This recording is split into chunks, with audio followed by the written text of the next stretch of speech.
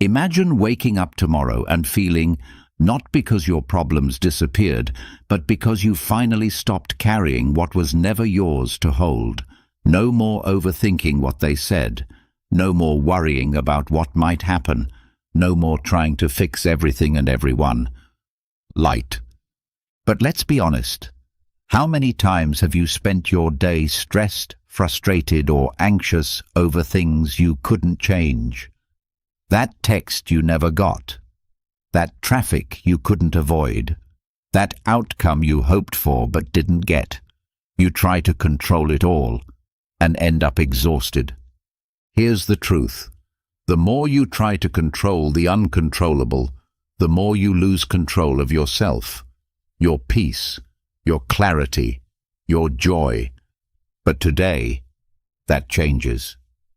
Today, you're going to discover how to let go, truly let go, and finally find that calm you've been searching for. Not by escaping life, but by facing it with the mindset of a Stoic. A mindset that's been tested for over 2,000 years. These aren't just ideas. They are powerful shifts that will help you take your power back. So take a deep breath and prepare yourself. Because once you understand what you can and cannot control, your whole life will feel lighter. You won't just be learning philosophy, you'll be building freedom. Write this down, say it out loud, and let it sink in. I release what I can't control. I master what I can. Now let's begin. Let's pause for a moment. Not to scroll, not to distract yourself, just to notice something you might never have questioned. How much of your life is actually yours? Think about the choices you've made, the job you work, the way you dress, the things you chase. Now ask yourself, did you choose them freely, or were you following an invisible script written by someone else? This isn't about blame. It's about waking up. Because most people live decades ruled by expectations that were planted in them long before they could think clearly. Expectations from parents, teachers, society, friends, culture, media, all whispering what you should be, how you should live, what success should look like. And here's the twist. These expectations rarely ask if you're happy. They only ask if you're keeping up. This is where anxiety is born, not in reality, but in the pressure to meet standards that aren't even yours. You were not born anxious. You were born curious, playful, free. Anxiety crept in the moment you started comparing yourself to others, the moment you feared disappointing someone, the moment, "What will they think?" became louder than, "What do I want?" These expectations are like software running in the background of your mind, silent, invisible, but constantly draining your energy. They convince you that if you just work a little harder, look a little better, earn a little more, then, finally, you'll be enough. But here's the hard truth. There's no finish line, because the rules keep changing, and the applause never lasts. So how do we get free? First, we need to see where these scripts come from. From childhood, we are told stories. Be a good boy, be a nice girl, get good grades, don't talk back, make us proud. These stories are not always spoken aloud, but they are everywhere. In the praise we get when we conform, in the silence we receive when we question, in the shame we feel when we fall short. Slowly, we learn that love is conditional. Approval must be earned. Worth is measured by performance. And so, the internal voice forms. I must always do better. I must never fail. I must be who they expect me to be. This voice follows us into adulthood. It tells us that if we're not constantly improving, we're falling behind. That if we don't have a partner by a certain age, we're broken. That if we don't achieve success fast, we're lazy. It's subtle but relentless. You go to college not because you love learning, but because it's what people do. You accept a job not because it fulfills you, but because it pays well and sounds impressive. You get married, buy a house, have kids, not always because it's what you want, but because it's the path you were told leads to happiness. But then one day, the truth starts to crack through. You've followed all the steps, and you still feel empty. This is not failure. This is awakening, because freedom doesn't come from checking more boxes. It comes from questioning why the boxes are there in the first place. When you start to question expectations, you reclaim your power. You begin to see that many of the pressures you carry were inherited, not chosen, and you can let them go. Letting go doesn't mean becoming irresponsible or selfish. It means making room for authenticity. It means saying, I will no longer betray myself to meet someone else's standard. That is not rebellion. That is self-respect. Here's what makes expectations so dangerous. They're quiet. They don't shout. They whisper. They dress up as goals, dreams, ambitions, and they sound reasonable. That's why we rarely notice they're controlling us. You might think, I just want to be successful. But what does that really mean? Who defined it for you? Is it wealth, status, recognition, or is it peace, joy, freedom? You might think, I want to be loved. But are you changing yourself to be lovable? Hiding parts of who you are to be accepted? Are you performing a version of yourself that's easier for others to digest? Once you begin to peel back these layers, you realize something profound. Much of your suffering comes not from life itself, but from resisting life because it doesn't match the script. You expected your relationship to last forever. It didn't. You expected to be further along in your career by now. You're not. You expected people to treat you fairly. They didn't. And so you suffer, not because of what happened, but because it didn't happen the way you thought it should. This is the tyranny of expectation. It tells you how things should be, and blinds you to how things are. Letting go means rewriting the script, or better yet, tossing it out completely. Because when you stop expecting people to act a certain way, you stop being disappointed all the time. When you stop expecting life to unfold perfectly, you begin to see the beauty in its chaos. When you stop expecting yourself to meet impossible standards, you finally feel enough. This doesn't mean you stop striving. It means you strive differently. You no longer chase to prove your worth. You pursue what truly matters to you. Freedom begins when you realize that expectations are not promises. They are guesses. They are hopes dressed as rules, and you are allowed to change the rules.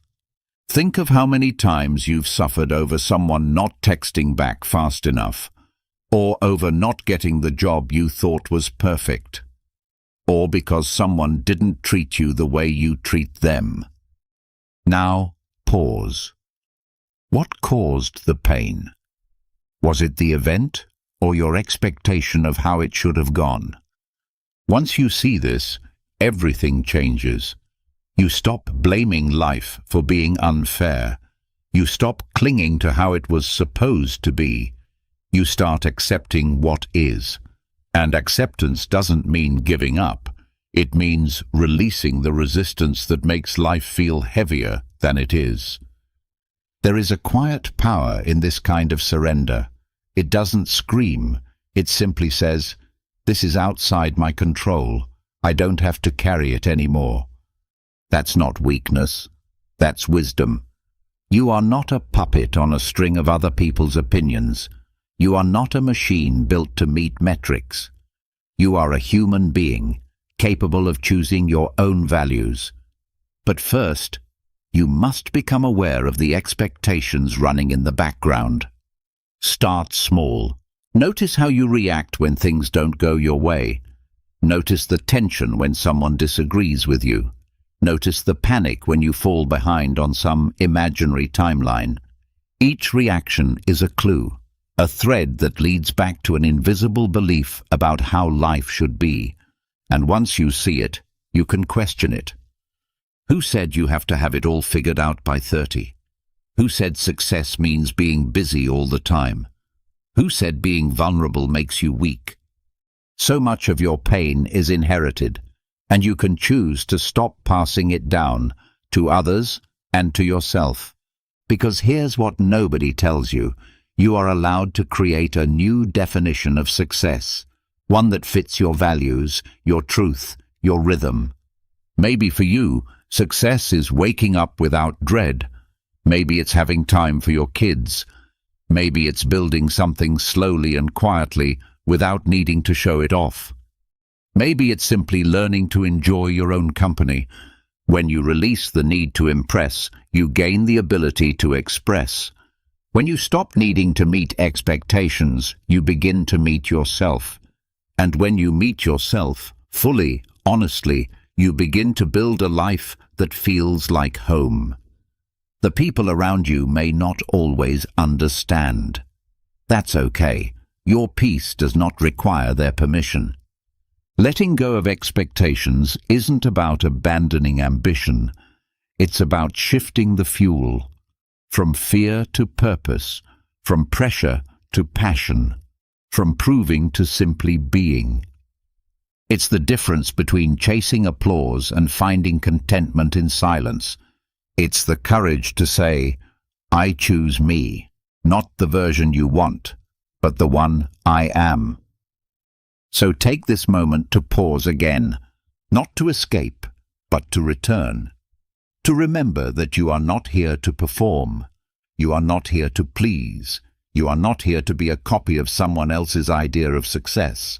You are here to live, fully, freely, honestly.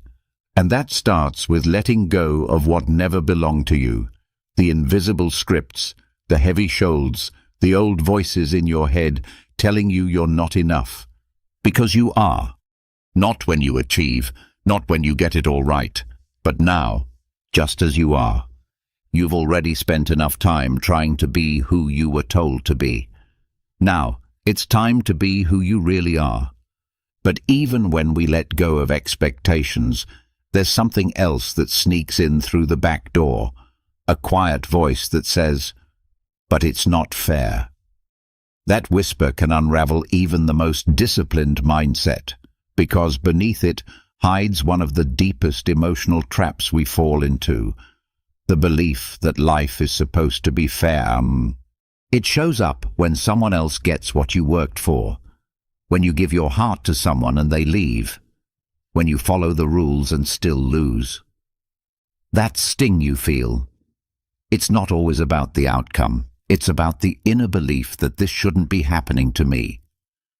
Fairness is an idea that sounds noble, but when misunderstood, it becomes a cage. It tells you that life is a balance sheet, that good behavior earns good results, that effort guarantees success, that kindness will always be returned. But the world doesn't operate by human logic. Nature doesn't hand out rewards based on merit, and life, no matter how disciplined or thoughtful you are, will sometimes break your heart for no clear reason at all. This doesn't mean the world is cruel. It means the world is wild, complex, and beyond complete understanding. And trying to make it follow your personal rules of fairness only creates pain. The more tightly you grip the belief that things should be just, the more resistance you'll feel when they're not. That resistance doesn't change the outcome. It only robs you of peace. Letting go of the illusion of fairness doesn't mean you stop caring about justice. It means you stop personalizing every outcome. You begin to see that what happens isn't always about you, and it doesn't always have a moral scorecard attached to it. Think of all the moments you've held resentment, not because of what happened, but because you thought it shouldn't have happened. That bitterness grows when we expect the world to operate like a vending machine. Insert kindness, receive kindness. Insert effort, receive success. But when it doesn't spit out the expected prize, we feel betrayed. The problem is not the outcome. The problem is the rule we secretly believed in. This shows up in relationships. You give and give, expecting loyalty, and when betrayal comes, it feels unbearable, not just because of the loss, but because it wasn't supposed to end that way. It shows up at work. You work overtime, take initiative, stay loyal, and then someone else gets the promotion. The sting isn't just about career, it's about your internal scoreboard being ignored. It shows up in friendships, family, health. I didn't deserve this. This isn't fair. Why me? But fairness is not a law of nature. It's a human concept, created to make societies function, to help people cooperate, to reduce chaos. It's useful, it has value, but it is not guaranteed. Stoic thinkers understood this deeply. They didn't expect fairness from life. Instead, they trained themselves to respond to whatever happened with wisdom. Epictetus reminded us that some things are within our control and some things aren't, and obsessing over justice in things we can't control only leads to suffering. The goal is not to stop caring about right and wrong. The goal is to stop depending on outcomes for your inner peace. Because if your calm depends on fairness, you'll be anxious for life. You'll live like someone constantly checking the scoreboard, waiting to feel okay. But life isn't a game you can win. It's a reality you must learn to navigate. Acceptance doesn't mean giving up. It means dropping the fantasy that life should follow a script. It's the shift from why me to why not me. Not in self-pity, but in honest recognition that suffering is part of being alive. You start to see others more clearly too. When someone hurts you, you can feel pain without needing revenge. When someone succeeds while doing less, you can observe it without poisoning yourself with envy. You understand that what happens to others is part of their path, not yours. Their rewards, their lessons, their setbacks. They're not about you. Resentment fades when you stop measuring every situation against an invisible ruler. This kind of acceptance builds real power, because if you can stay steady in the storm, you stop being a victim of it. When you don't expect fairness, you stop waiting for the world to validate you. You start creating peace from within. This doesn't mean becoming passive. You can still act. You can fight for justice, speak the truth, protect what matters, but you do it with clarity, not with attachment. You do it because it's aligned with your values, not because you expect a specific result. And that's where true peace is found, not in getting what you think is fair, but in living aligned with your integrity no matter what comes. Think about the energy you've lost to outrage, to unfair outcomes, to obsessing over how someone else's life seems easier. That energy didn't help you, it drained you. But the moment you accept that life will not always be fair, and that this truth doesn't have to ruin you, you get that energy back. You stop wasting it on battles that were never yours to win. You gain presence. You start focusing on what is, not what should be. You become more effective, more aware, less reactive.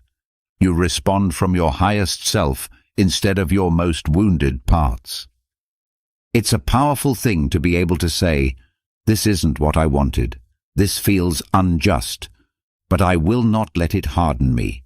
I will move forward with grace." And grace is the ultimate strength. You also begin to notice how often the idea of fairness is used to manipulate you. Marketers, media, even relationships often play on this desire for justice. You deserve this. You earned that. Don't let them treat you like that.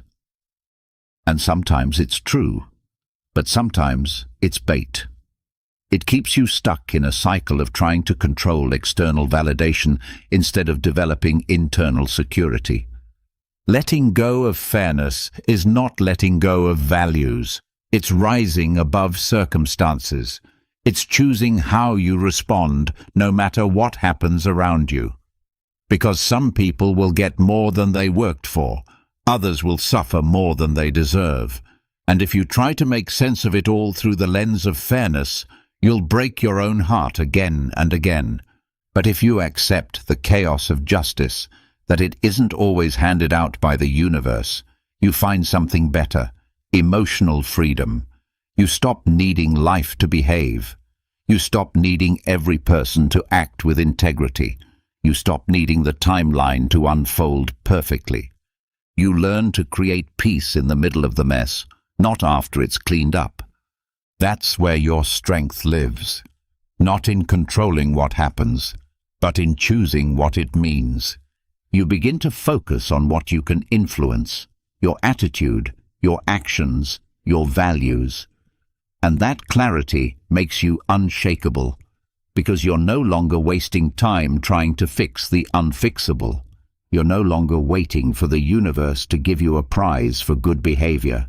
You give yourself the prize, the peace of not needing life to be fair in order to feel fulfilled. This doesn't make you cold, it makes you calm. It doesn't make you indifferent, it makes you wise. You can care without clinging. You can act without expectation. You can love without needing control. Letting go of fairness teaches you to focus on what matters, your character, your principles, your presence. Because when everything feels unfair, the one thing you can always return to is your own alignment. Did you show up fully? Did you act with honesty? Did you stay true to what you believe in? That's the only scoreboard that matters. And here's the quiet reward. The less you chase fairness, the more peace finds you. The less you demand life to match your vision, the more open you become to what it is offering. Sometimes what feels unfair is actually redirection. Sometimes rejection is protection. Sometimes the thing you didn't get is the reason you found something better later. But you only see that in hindsight. And to get there, you need to stay soft in a hard world. You need to let go of the myth that life owes you something and start living as if nothing is promised, but everything is possible. So the next time you feel the heat of injustice rising in your chest, pause. Ask yourself, am I trying to fight life itself? Am I holding on to a rule the world never agreed to follow? And if so, can I let it go? Not because it doesn't matter, but because I matter more. You will find peace not when the world is fair, but when you stop needing it to be. And in that peace, you'll discover a deeper kind of justice, the kind that lives in how you treat yourself, how you care for your own soul, how you walk through an uncertain world with your head high, your heart open, and your spirit unchained. That's real power, and it was never dependent on fairness. It was always yours to claim. When you stop needing life to be fair, you uncover something unexpected. A quieter space inside you. One that's not driven by rules or outcomes, but still isn't quite free. Because even if you let go of expectations and stop chasing justice, there's still one more layer that keeps many people stuck. The need for approval. You may not realize how often your emotions aren't truly yours, how easily someone's tone, reaction, silence, or mood can hijack your peace. You start your day feeling fine, and then someone frowns at you or doesn't reply to your message fast enough, and suddenly your stomach tightens, your confidence dips, your thoughts spiral. It's not always the situation that hurts you. It's the meaning you attach to someone else's behavior. This is what Stoics called emotional echoes, those moments when another person's feelings or judgments get absorbed into your nervous system like they belong to you. You begin to carry their energy as your own. Their anger becomes your tension. Their disapproval becomes your shame. Their coldness becomes your anxiety. But here's the truth. No one else's reaction is a mirror of your worth. It's a mirror of their own world. People bring their history into every conversation, their wounds, their fears, their moods, and most of the time, their response to you has more to do with that than it ever did with who you are. But if you aren't aware of this, you'll spend your life shape-shifting, adjusting yourself to avoid conflict, chasing reassurance, apologizing for things that aren't wrong, and walking on eggshells in rooms that never asked you to be small. Detachment doesn't mean becoming numb, it means becoming clear about what's yours to carry and what isn't. Someone frowns, that's data, not a verdict. Someone doesn't like you, that's a preference, not a punishment.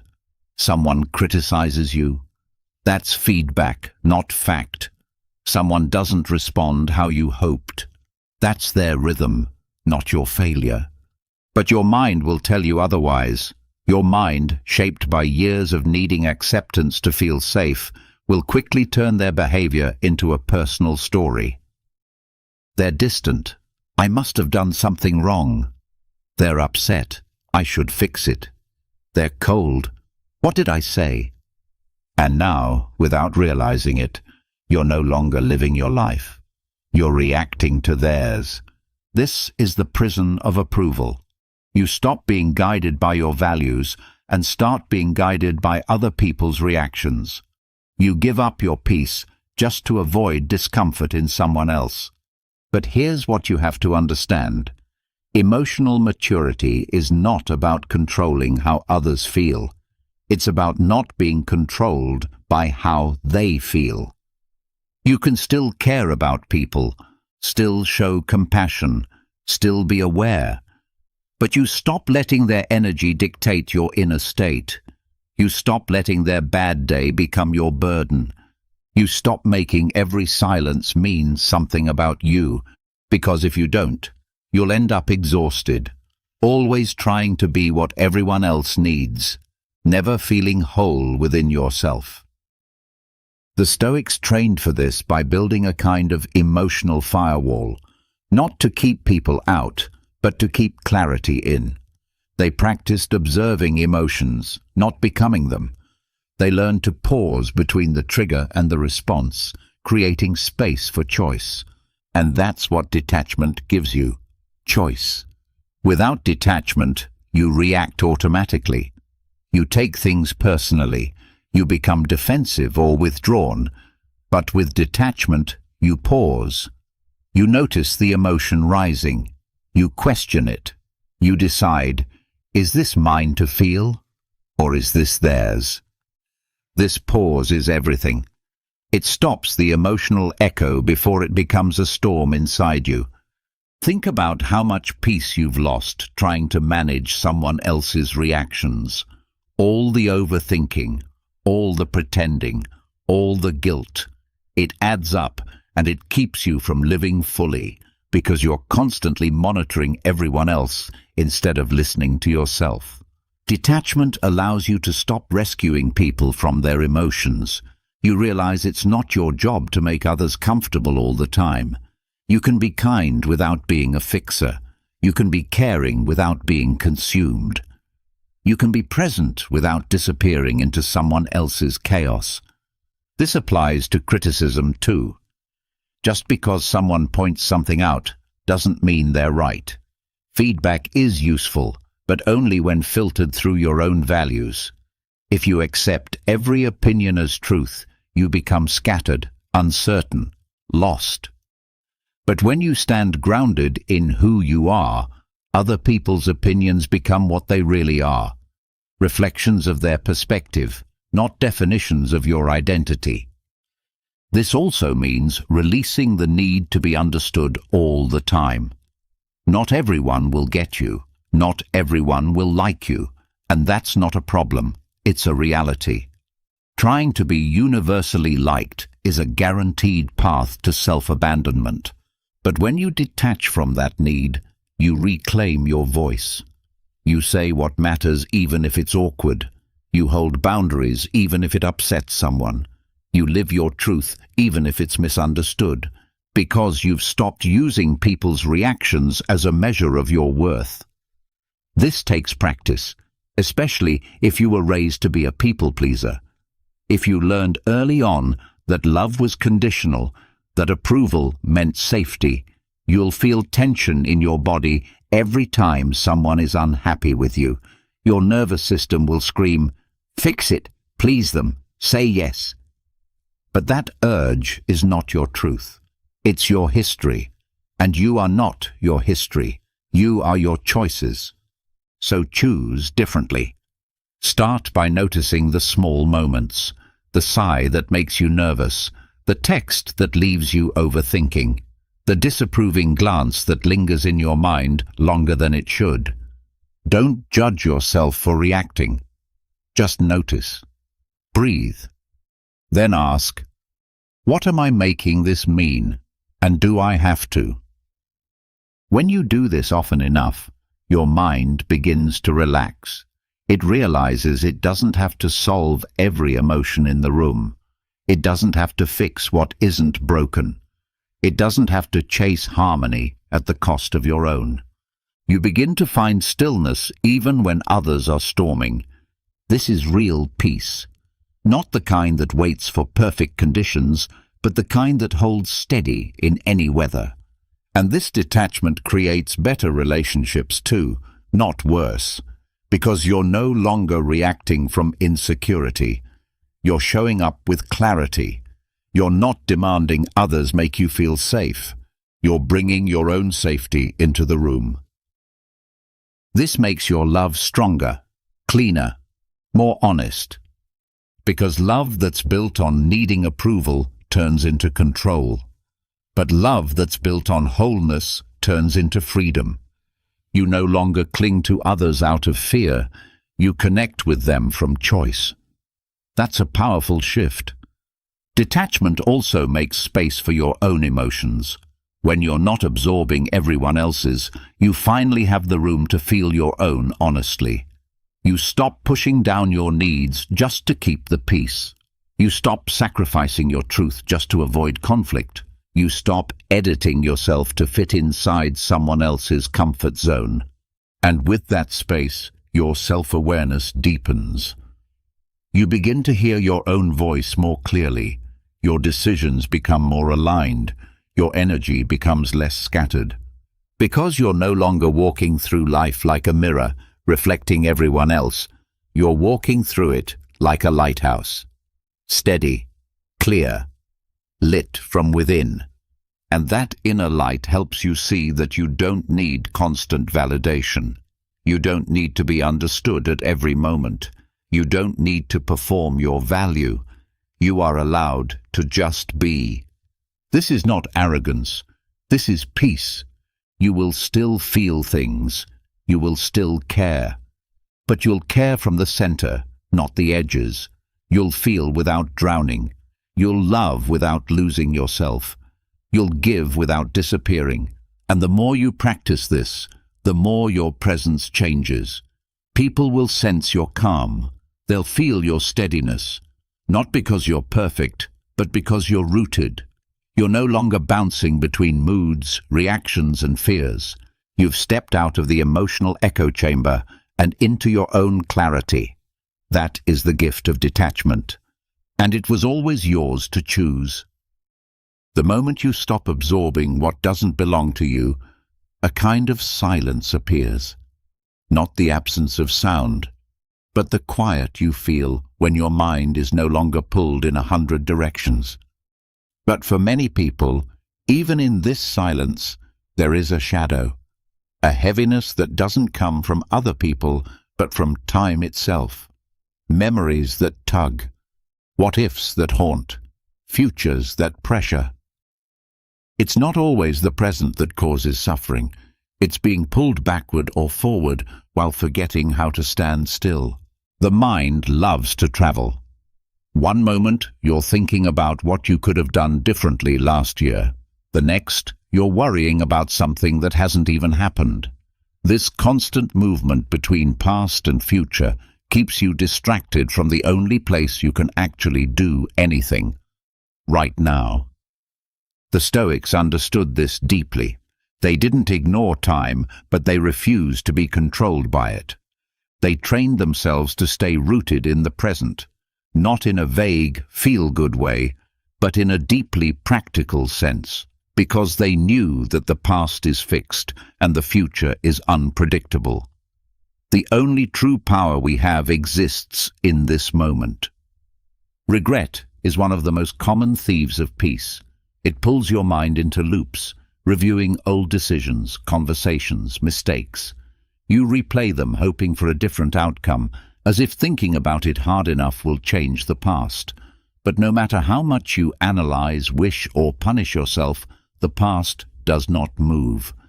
What you can change is the meaning you assign to it. Regret often grows when we assume we should have known better, when we hold ourselves to a standard that doesn't account for the person we were back then. But the truth is, you did what you could with what you knew. And if you truly didn't know, then it wasn't a mistake. It was part of learning. Carrying regret is like dragging around an old version of yourself and expecting them to apologize every day.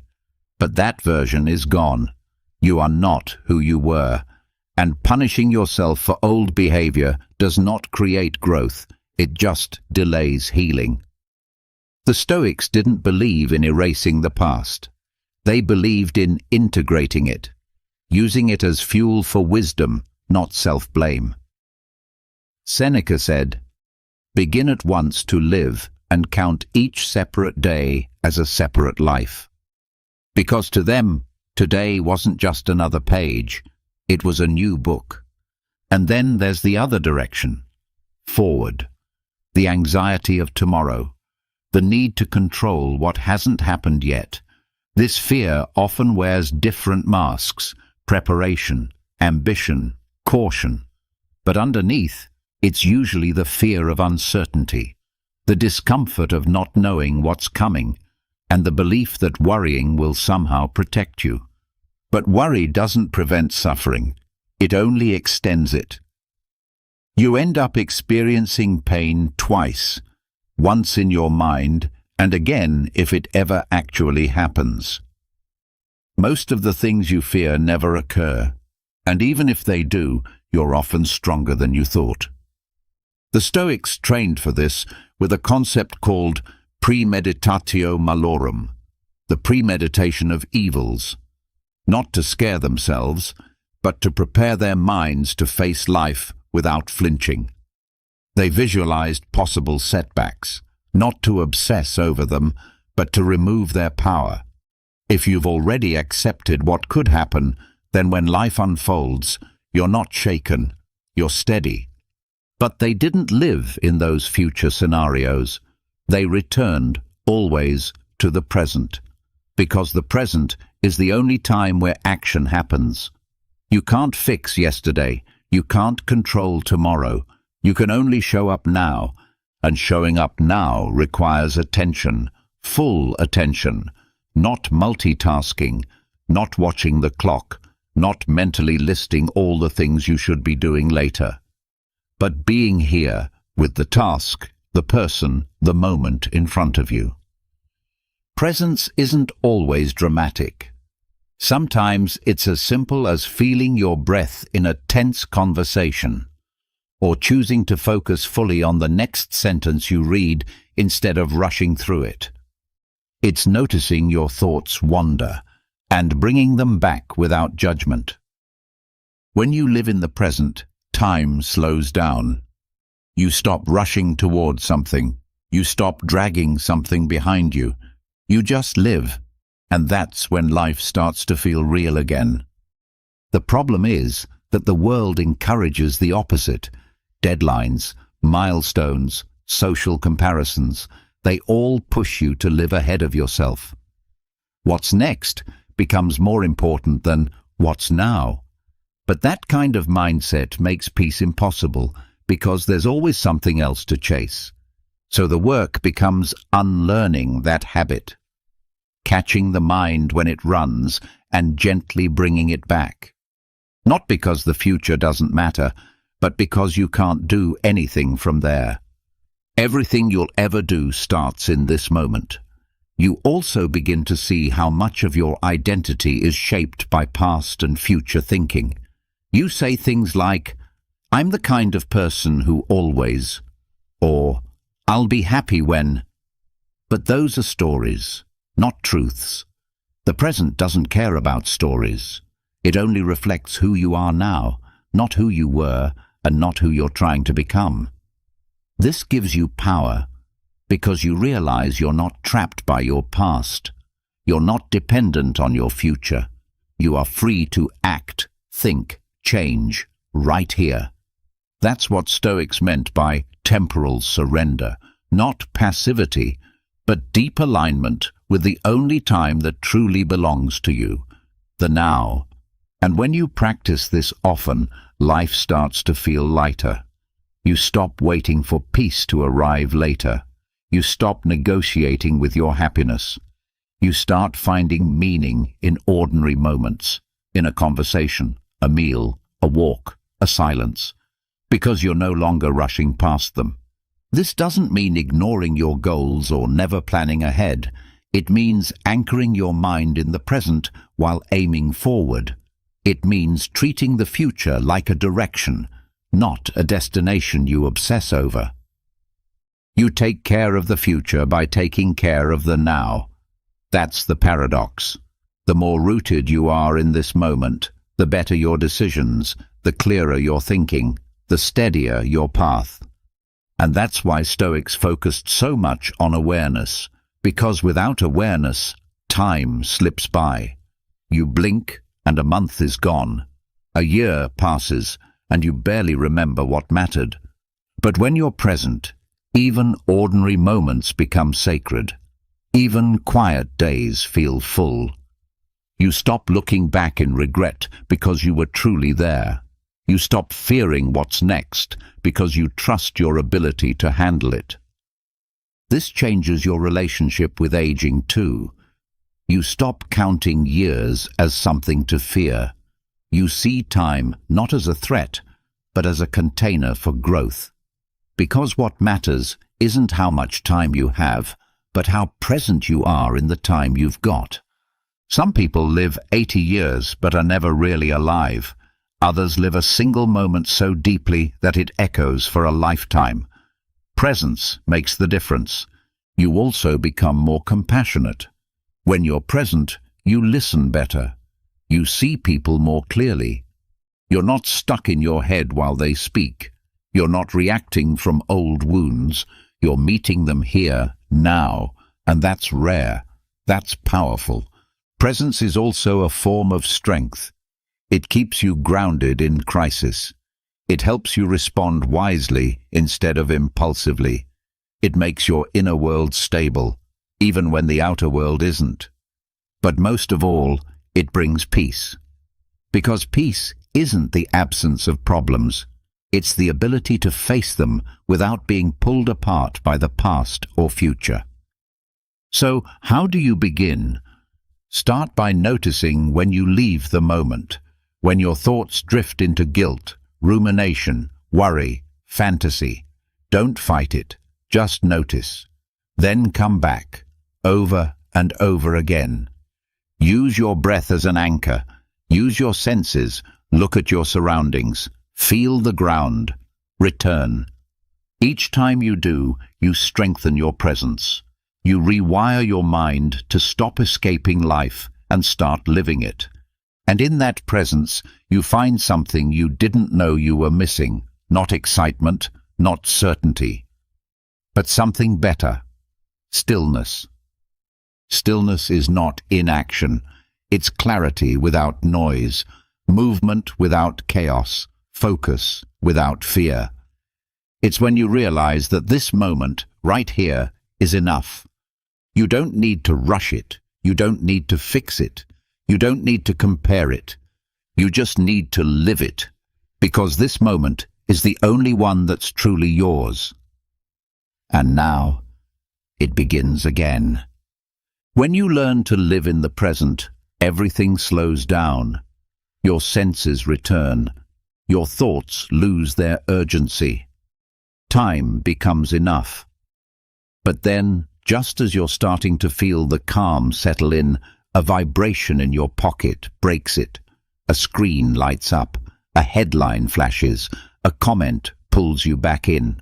And just like that, you're no longer here. You're back in the noise.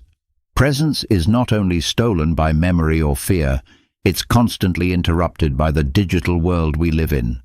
Alerts, messages, trends, drama, updates. It never stops. And your attention, if left untrained, becomes currency that someone else is spending. This is the new battlefield, and it's not physical, it's mental. The war is not for your time, but your focus. And if you don't guard it, you'll spend your life reacting to things that don't deserve your energy. The Stoics never knew smartphones or social media, but their teachings are more relevant now than ever, because their core practice was mastery of the self in the middle of distraction, temptation, and public noise. The digital world thrives on your emotions. Algorithms don't care about your peace. They are designed to keep you hooked through outrage, validation, comparison, or fear. If you scroll, they learn you. If you react, they feed you more.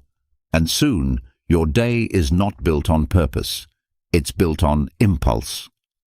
Notifications might seem harmless, a beep here, a ping there, but they interrupt the flow of your thoughts. They train your brain to expect interruption. They split your attention into fragments. Even when you're not on your phone, your mind starts checking mentally. Did they reply yet? Did someone like my post? What's the latest update? These mental loops drain focus without you even realizing. The Stoic would pause here and ask, is this within my control? You can't stop the world from being loud, but you can stop giving it power over your clarity. You can decide what enters your mental space. You can stop letting a screen decide how you feel. This begins with awareness. You need to see clearly what the digital world is doing to you. How often do you check your phone with no reason? How quickly do you scroll when you feel uncomfortable? How much of your self-worth is tied to online approval? These are not just habits, they are patterns that shape your mind. Doom scrolling, for example, is not just passive reading. It's feeding the part of your brain that looks for danger. It keeps your nervous system in alert mode. Even when you put the phone down, your mind is flooded with stories of collapse, outrage, disaster, and it starts to feel like the whole world is falling apart. But it's not. The world is complex, with pain and beauty at the same time. You just don't see both if you're only looking at what triggers you. Stoicism teaches discernment, the ability to step back and ask, is this useful? Is this helping me live better? Is this within my influence? Most digital content fails all three questions, but it still captures your attention because it knows how to provoke emotion. The key is not to feel nothing, it's to choose what you allow in. Silencing your phone is not about isolation, it's about boundaries. You don't have to respond instantly to every message. You don't need to comment on every argument. You don't need to watch every video or read every headline. You're allowed to say no. You're allowed to protect your peace. The Stoics would train for this by practicing voluntary restraint. They chose discomfort to build discipline. You can do the same with your device. Delay gratification. Skip checking that app. Put the phone in another room when working. Notice the discomfort and sit with it. That small resistance builds strength. Comparison is another toxin the digital world pours into your mind. You see someone's curated highlight reel and forget that it's not real life. You compare your ordinary moment to their staged one, your unfiltered reality to their perfected illusion, and suddenly your life feels smaller. But the Stoic knows that comparison is empty. What matters is your character, not your image. How you live, not how you look. Approval is shallow if it costs you your truth. Online identity becomes a mask people wear. They post not to express, but to impress. They chase likes, not meaning.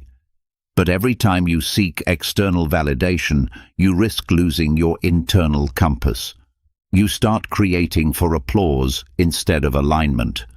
The Stoic reverses this. They act from principle, not popularity. They speak truth, even if it's not trendy. They live privately, even in a loud world.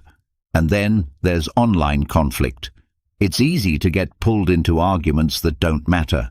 Someone posts a bad take, and the urge to correct them burns.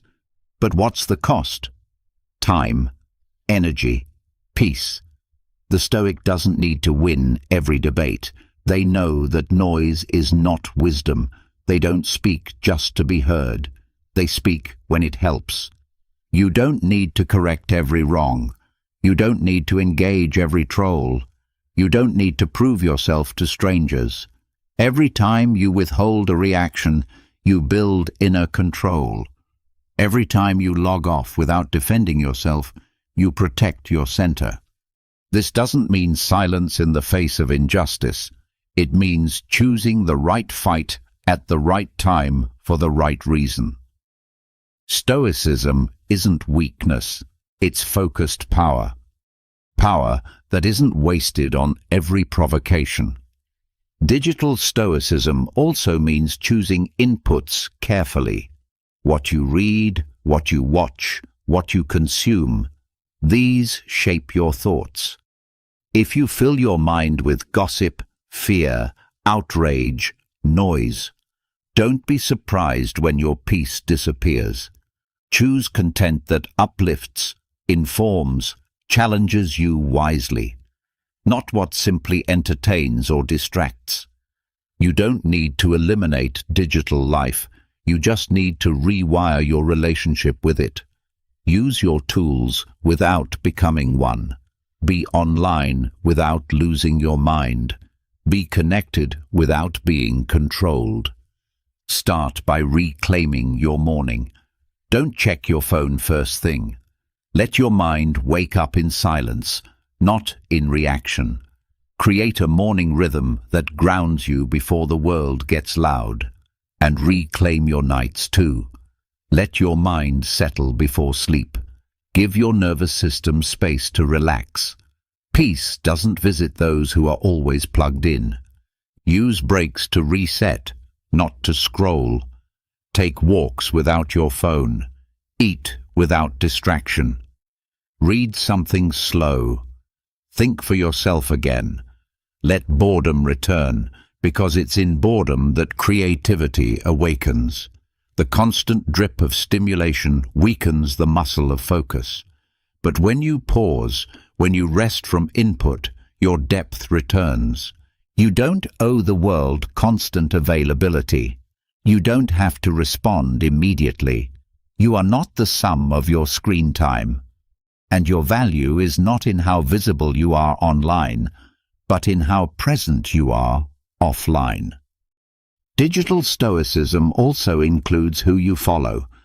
Are they helping you grow, or are they feeding anxiety? Are they encouraging thoughtfulness or triggering reaction? You're allowed to unfollow noise. You're allowed to mute drama. You're allowed to protect your space. And when you share, ask yourself, why am I posting this? For meaning, for connection, or for attention? There's nothing wrong with being seen, But it's easy to chase recognition instead of depth. Post less. Reflect more. Speak when it matters. The Stoic path isn't about isolation. It's about intentionality. It's not anti-technology. It's pro-awareness. It's the ability to use modern tools without letting them use you. To build your own mind, not outsource it to the feed. And when you slip, which you will, you don't judge yourself. You simply return. Like breath in meditation, like focus in stillness. You return again and again to what matters, because digital noise will never stop trying. But your inner calm doesn't have to answer the door. Your mind is not a playground for apps. It's your sanctuary. Guard it like one. Keep it clean. Keep it strong. Keep it yours. You already know what it feels like to be distracted. Now it's time to know what it feels like to be free. Not just unplugged, but undisturbed. Not just offline, but truly alive. It begins with one quiet decision to be present, even when the world begs for your attention. Choose that, and everything changes. The moment you take your attention back from the digital world, something unexpected happens. The noise quiets, but so does your identity, at least the one built through comparison, validation, and constant input. Without distraction, you're left with yourself. And for many, that silence is unsettling. Because when there's nothing left to absorb or react to, you're faced with a much deeper question. Who governs my mind? The world has rules. Countries have governments. Cities have laws. But very few people think about the structure of their inner world. Most live like open territory, constantly conquered by whatever emotion, opinion, or impulse enters first. But the Stoics taught a different path. A path where you become the ruler of your own mental state. Where you don't just react to life, but lead yourself through it with clarity and order. This is what internal citizenship means. The understanding that your soul, your mind, your reason, it's its own nation. One that deserves protection, structure, and guidance. Not from others, not from circumstances, but from you. Without this view, you drift. You follow external leaders, hoping they'll give you direction. You follow trends, hoping they'll give you belonging. You follow emotions, hoping they'll give you truth. But all of these are unstable. All of them change. None of them are under your full control. So you must become your own authority. This begins with understanding that you have a responsibility to yourself, not as a burden, but as a form of dignity. You are the only one who lives inside your mind. You are the only one who can shape your thoughts, direct your choices, and discipline your impulses. If you don't take charge of that space, someone or something else will. But this authority is not built overnight. Like any good state, it requires structure. It begins with knowing your principles. What do you stand for when everything else is stripped away? When there's no one watching, no one cheering, no one correcting? What guides you? If you don't have this foundation, you'll bend to the strongest pressure in the room. The Stoics called this your highest reason. It's the part of you that isn't reactive. It doesn't rush. It doesn't panic. It sees clearly. And it doesn't get pulled around by every emotional storm. It's not always loud, but it's steady. You can access it, but only when you slow down and step back from chaos. Living by your highest reason doesn't mean becoming cold or distant. It means not being ruled by lower forces, impulse, resentment, vanity, fear. It means noticing those parts of yourself, but not handing them the keys. You don't silence them, you govern them. That's the difference between being emotionally intelligent and being emotionally ruled. One involves listening, the other involves surrendering. You also begin to see that just like a state has boundaries, so must your inner life. You decide what enters your space. Not every opinion deserves a reaction. Not every voice needs to be hosted. You can care deeply without letting others take up residence in your mind. This mental boundary allows you to respond instead of react, and it builds the kind of stability that doesn't shake with every change outside of you. You stop living like an open field, vulnerable to every passing storm. You start living like a grounded home, with doors you choose to open or close. But with this sovereignty comes responsibility. You can no longer blame others for your inner state. You don't get to say, "They made me feel this way." You start to say, "I allowed this feeling to take root." That shift is powerful. It removes you from victimhood and returns you to authorship. You are not helpless inside your mind. You are the architect of your reactions. This doesn't mean you never feel anger, sadness, or fear. It means you don't let those feelings become dictators. You acknowledge them, you sit with them, and then you decide from a place of principle how to respond. In this way, internal citizenship is a daily practice, a constant returning to your values, a constant audit of your alignment. Are your choices matching your beliefs? Are your actions honoring your character? This kind of self-rule also teaches humility, because once you take responsibility for your internal world, you stop needing to control others. You no longer expect them to behave in ways that protect your peace. You create that peace yourself.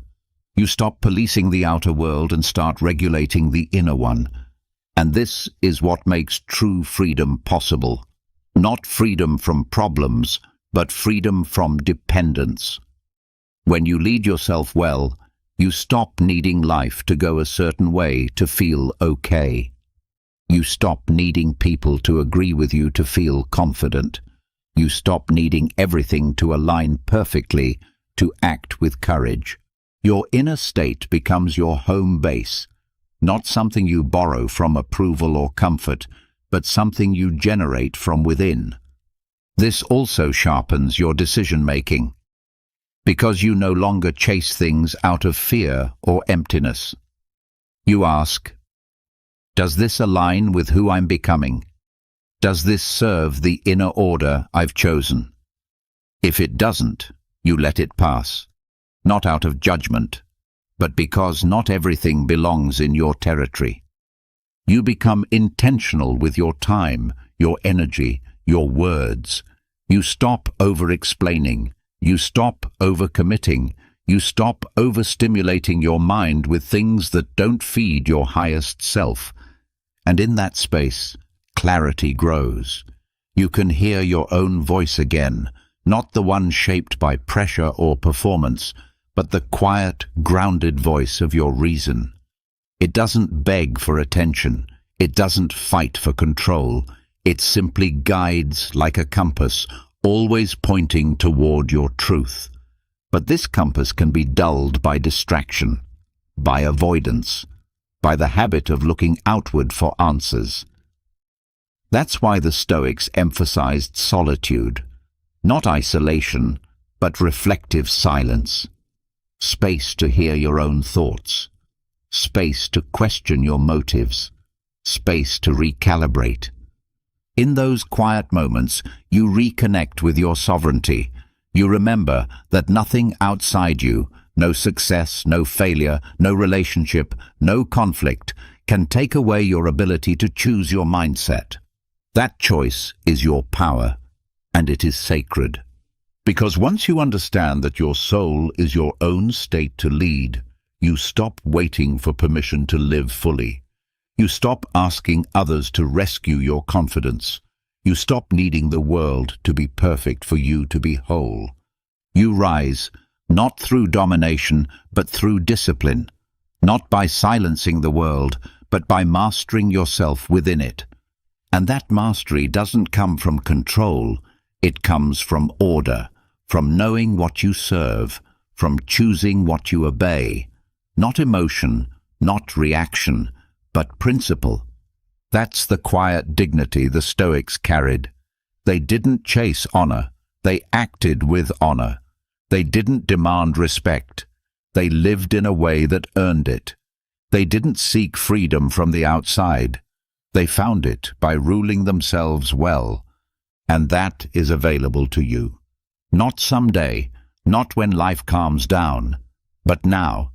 Each moment you choose clarity over chaos, you strengthen your state. Each time you pause before reacting, you build your order. Each time you act from value, not ego, you protect your peace. You become the kind of person no storm can shake. Not because you control the weather, but because you've learned how to govern the ground beneath your feet. That's what it means to reclaim the sovereignty of your soul. It's not loud, it's not flashy, but it's real, and it changes everything. Once you begin living as the leader of your inner world, you experience a new kind of clarity. You stop being moved by the noise around you and start choosing your thoughts with intention. You build boundaries, shape your emotions, and act from principle instead of pressure. But in that deep practice of sovereignty, a new obstacle can quietly form, a subtle tension beneath the effort. Not from the chaos outside you, but from your attempt to stay perfectly above it. This is where many seekers of inner peace find themselves stuck. Not because they've failed to detach, but because they've become too attached to detachment itself. The desire to always be composed, always in control, always unaffected, it becomes its own form of pressure, a new standard to live up to, a new identity to protect, a new fear, the fear of falling back into reactivity. This is the paradox of meta-detachment. The moment you begin chasing detachment as a goal, it stops being detachment. It becomes performance. The more you try to force stillness, the more agitated you feel when it slips. The more you hold on to calm, the more tense you become trying to keep it. And slowly, the freedom you were seeking turns into a quiet prison of expectation. Stoic practice was never meant to be rigid. It wasn't about becoming emotionally flat or unreachable. It was about staying grounded in wisdom, no matter the weather. It wasn't a contest to remain unaffected. It was an invitation to engage with life consciously without being consumed by it. When you start attaching your worth to how stoic you appear, you lose the point. Because detachment isn't a badge. It's not a performance. It's a natural byproduct of presence, not a forced behavior. You might notice this in subtle ways. When you get upset and then criticize yourself for not being composed.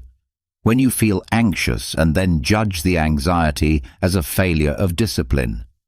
When you try so hard to let go that the very act becomes another kind of control. But here's the truth.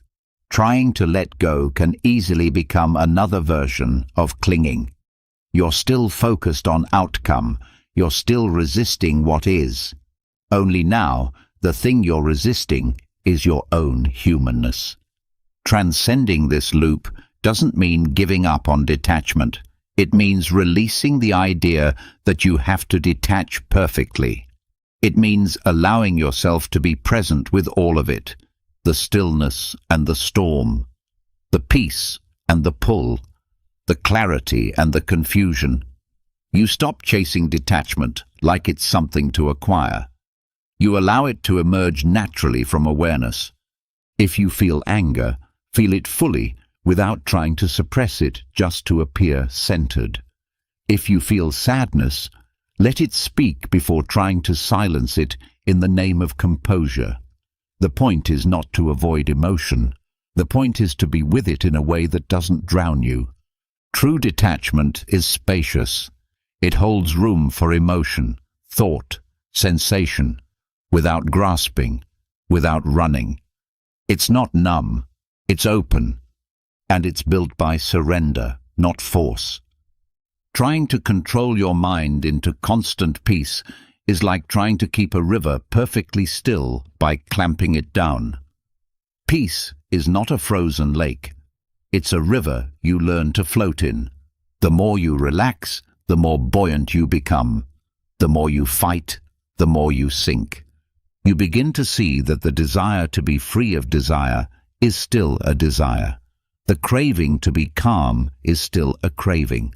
The hunger to never be triggered is still a form of resistance. And resistance always tightens the mind. So what do? You learn to sit with what is, not with resignation, but with curiosity. When discomfort arises, you ask, what part of me is resisting this moment? What belief is telling me I should feel differently? What story is making this emotion feel wrong? Often, you'll find that underneath the suffering is not the emotion itself, but your judgment of it. You thought you shouldn't feel jealousy because you're practicing detachment. You thought you shouldn't feel fear because you've read enough philosophy. You thought you shouldn't feel frustration because you meditate every morning. But Stoicism never said, don't feel. It said, don't be ruled. That's a very different thing. Being ruled by emotion means reacting without reflection. Being with emotion means observing it without collapse. You can feel rage and still respond with wisdom. You can feel panic and still breathe through it. You can feel grief and still act with grace.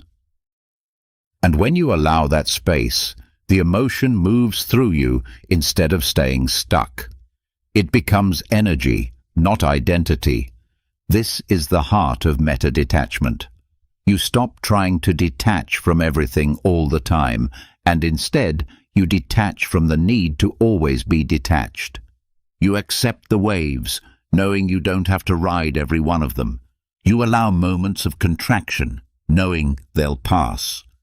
You release the tight grip on self-improvement, knowing that growth unfolds best in kindness, not force. This also means letting go of the image you're trying to maintain, the image of being the calm one, the wise one, the strong one. That image is just another costume, and the more tightly you wear it, the more afraid you become of anything that doesn't match it. But peace doesn't come from performance. It comes from permission. Permission to be real, to be in process, to be both grounded and growing. There is no perfect Stoic, no final state of detachment where nothing touches you. There is only practice, moment by moment, of returning to center without punishing yourself for having drifted. And in this return, over and over, you become more rooted. Not because you never wobble, but because you know the way back. That knowledge is power. It's the kind of power that doesn't need to prove anything. It's quiet. It's patient. It watches without clinging. It acts without obsession. It releases without regret. And this kind of presence begins to spread into every part of life. You start detaching from the need to be right in every conversation. You stop overthinking your decisions because you trust yourself to respond well, even if things go differently than planned. You stop fearing discomfort because you know how to meet it without collapsing. And most of all, you stop performing presence and start living it. You walk slower. You speak with more awareness. You notice small details. You're no longer rushing to be enlightened. You're simply participating in life as it unfolds. There's a deep freedom in that, one that doesn't depend on controlling your mind, but on understanding it. When you can say, this moment doesn't need to be different for me to feel whole, you've stepped outside the cycle. You're no longer trying to manage every feeling like it's a threat. You're allowing your humanity to exist inside your discipline. That balance is rare, but it's what makes the Stoic way human, not robotic, not removed, fully awake yet unshaken. And that's how you transcend the loop of trying to be free. You stop trying. You just are. When the pressure to be perfectly detached fades, something deeper is uncovered, the real you, without the constant need to manage perception or emotion. But as you strip away these layers, there's another voice that starts to speak. It whispers not about what you're feeling now, but what you failed to achieve before. It brings up every misstep, every rejection, every unfinished goal, and it doesn't just remind you, it tries to define you through it. This is the quiet weight failure carries, not because of what it actually is, but because of the meaning we attach to it. It becomes a label, a name we call ourselves when no one's listening, a filter we see our future through. The truth, however, is far less dramatic and far more freeing. Failure is just feedback, an outcome, a shift in direction. It only has power if you give it a story filled with shame and permanence. It only becomes identity when you forget that all human progress is built on trial, mistake, and movement through unknowns. Stoicism taught that outcomes are indifferent. What matters is not whether you won or lost, succeeded or stumbled, but whether your actions reflected your values, whether your effort was honest, whether your character remained whole. To the Stoic, a failed attempt made with integrity is more admirable than a victory achieved through compromise. This redefines success. It shifts the focus from the result to the internal process, from appearance to essence, from external judgment to inner alignment.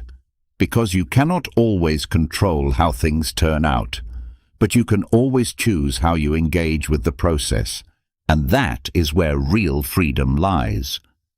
The modern world teaches that failure is proof of your limits, that if you fail, you should question yourself, shrink, or delay trying again. But this conditioning traps you. It makes you fear risk. It makes you cling to comfort. And slowly, you begin to choose safety over purpose. But the Stoic chooses differently. They know that fear of failure is often fear of losing status, image, or approval. So they let go of those false attachments. They pursue the right action, even if it doesn't guarantee the right outcome. Because for them, the measure of success is internal consistency, not external praise. You start to realize that failure doesn't say anything permanent about you. It's a moment, a result of conditions, timing, decisions, or unknown factors. And when you remove the shame from it, what's left is a lesson. A clearer view of what to improve, what to release, or what to repeat differently. The more you accept this, the less you avoid trying. Because if failure isn't fatal, if it doesn't reduce you, then it becomes part of your progress. You take more risks. You stop playing so small. You stretch into spaces where growth lives. You also stop comparing your failures to someone else's success. Because you no longer assume that outcomes define value. You understand that everyone is carrying silent attempts that didn't work.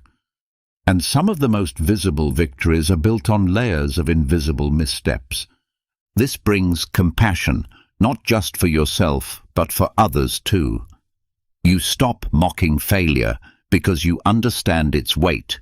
You stop judging others by their stumbles because you've learned that stumbling is part of the path forward. It also changes how you view endings. Sometimes things fall apart not because you did something wrong, but because that chapter had finished. A job ends. A relationship shifts. A plan doesn't unfold. The ego says you failed. The Stoic says you lived, you acted, and now the next step begins. You learn to carry endings without turning them into curses.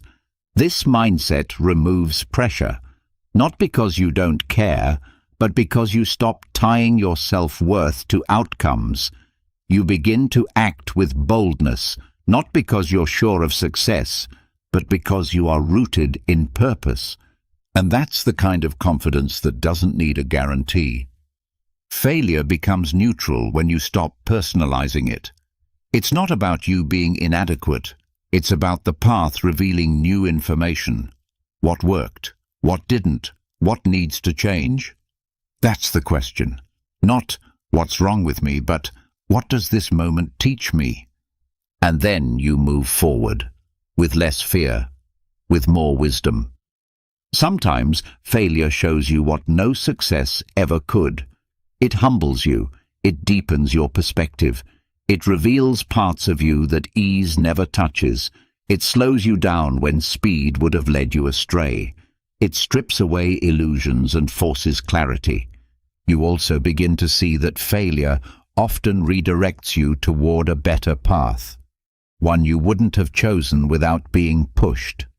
But with time, you recognize it as a gift, not in the moment, but in reflection.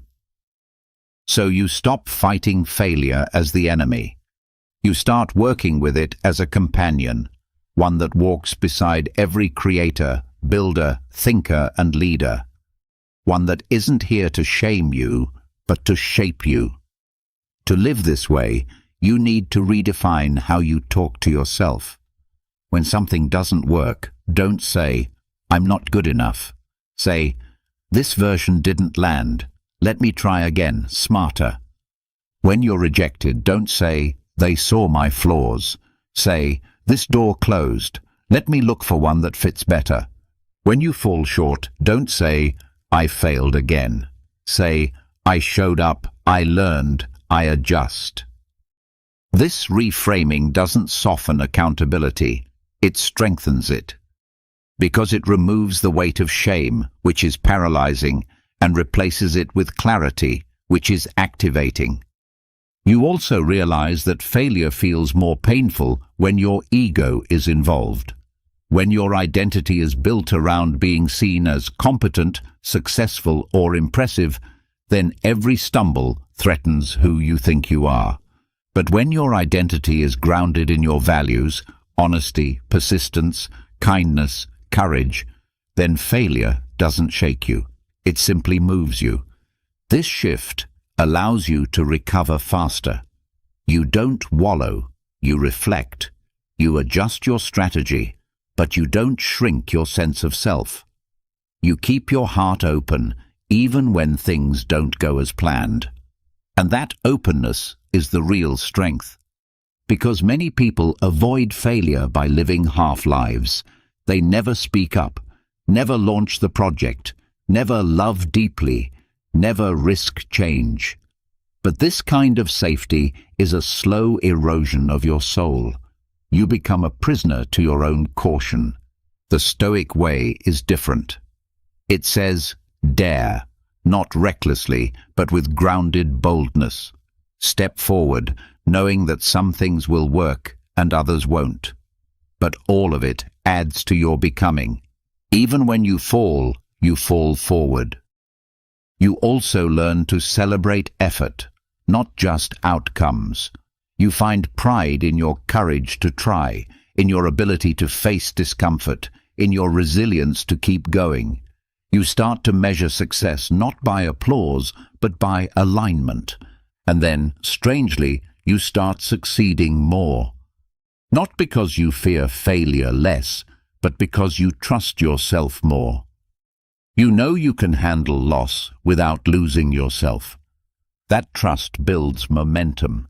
It helps you create more, speak more, share more, lead more. Because you've stopped waiting for the world to approve. You've stopped needing every attempt to be perfect. You've made peace with imperfection. And in doing so, you unlock energy that was once trapped in fear. So the next time something breaks, doesn't work, or doesn't land, pause, breathe. Ask yourself, what does this mean about my actions? What does this not mean about me? Then move forward, a little wiser, a little lighter. Failure is not the opposite of success. It's part of the road there. And when you stop treating it like a threat, you begin to treat yourself with more patience, more courage, and more freedom than you ever thought possible. That freedom was never about avoiding failure.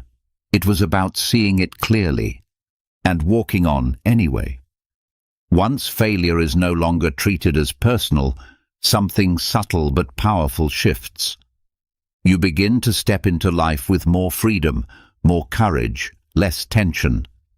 But there's something else hiding beneath the surface, a deeper layer of discomfort that often stays unnoticed until everything familiar begins to change.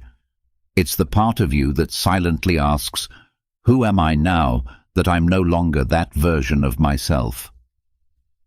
It's one thing to recover from setbacks.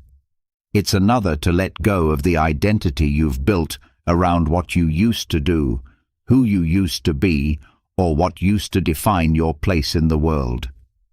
This is where many people get stuck, not in failure, but in the confusion that follows transition. Careers end, relationships shift, roles disappear, and suddenly, the version of yourself you were most attached to no longer fits.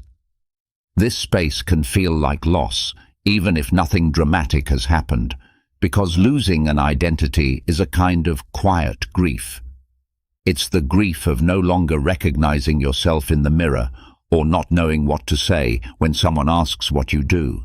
It's the discomfort of not having a clear label to hold on to when the world asks you to explain yourself. But this discomfort is not the enemy. It's a doorway. Most people define themselves through roles, titles, positions, functions, achievements, relationships. I am a teacher. I am a parent. I am a manager. I am a partner. But these are not identities. They are experiences. They are seasons. They are expressions of your presence at a moment in time. And like all seasons, they change. If you don't understand this, you will cling to outdated roles long after they've expired. You'll try to be the person you were instead of the person you're becoming. You'll resist growth, not because you're afraid of the future, but because you're trying to protect the past. The Stoics taught that everything external is temporary, not just possessions or status, but also identity as it's commonly understood. Who you are is not what you do. Who you are is the presence you bring to what you do, and that presence remains even when the role shifts. This is where resilience is born, because when you stop anchoring your sense of self in labels, you become more adaptable. You're able to evolve without panic.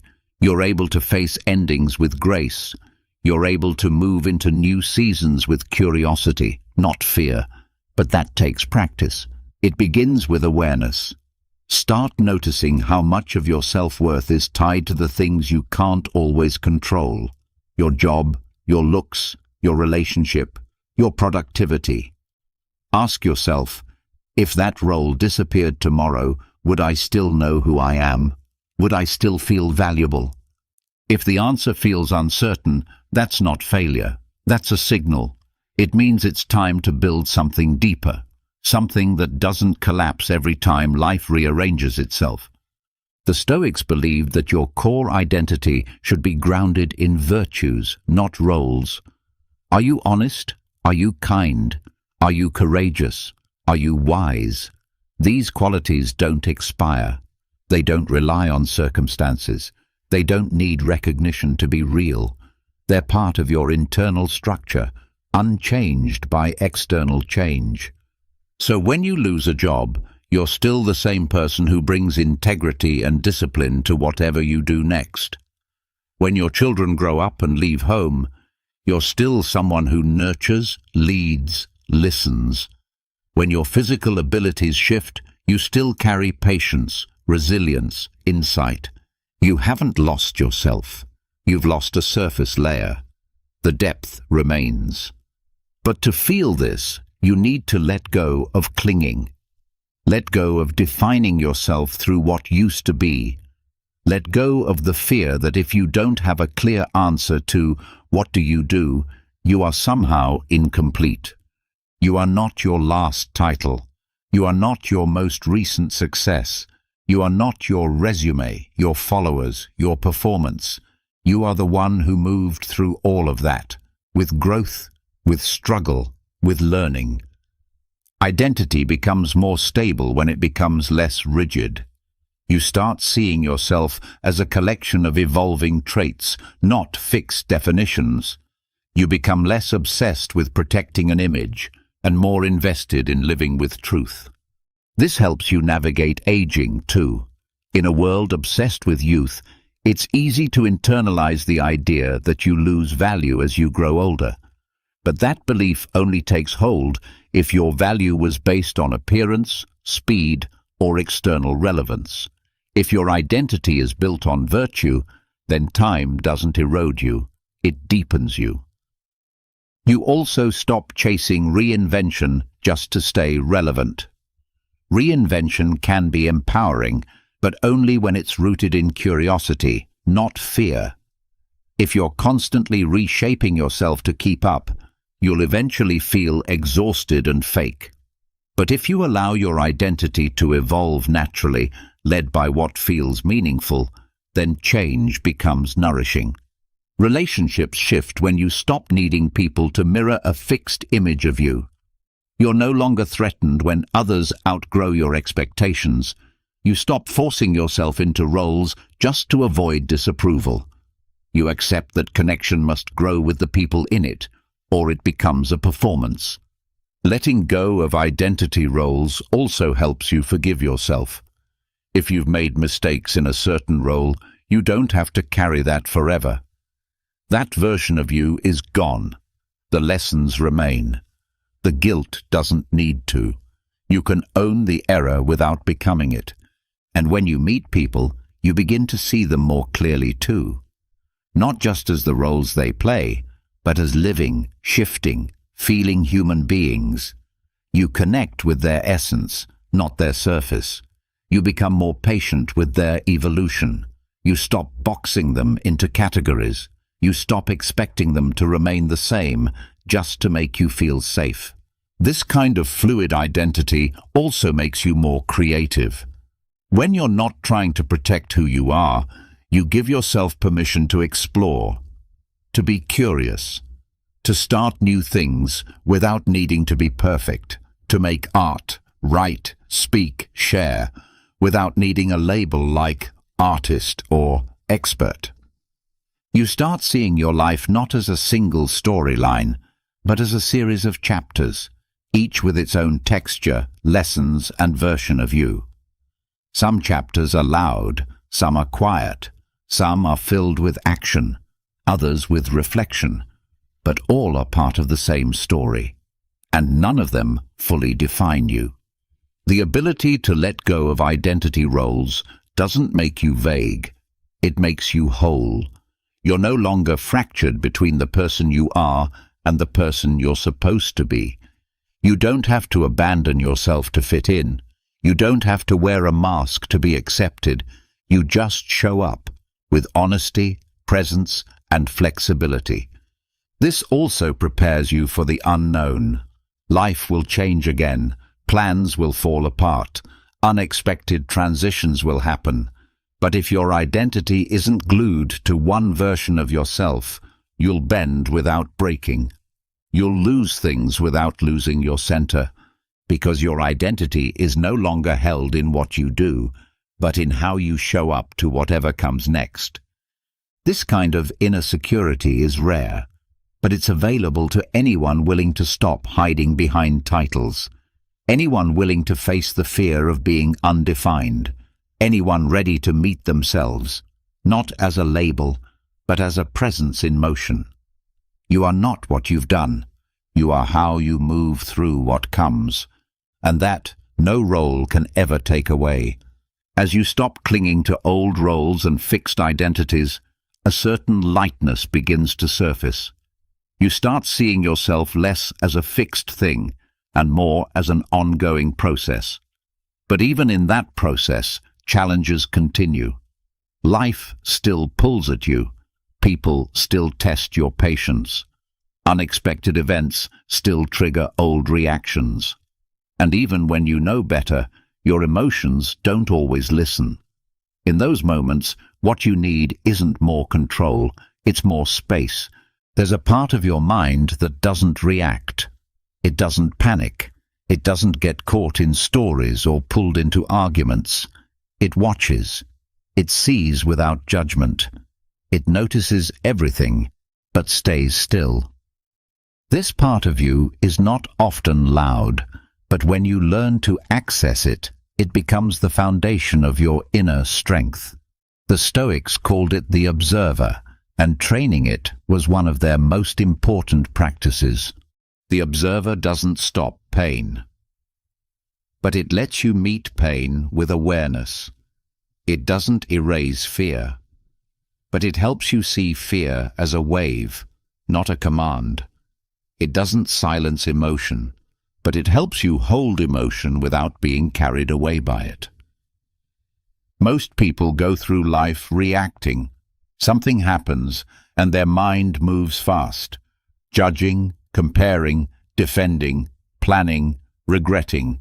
There is no pause, no space, just immediate response. And those responses, when left unchecked, become habits. You get angry without thinking. You shut down without choosing.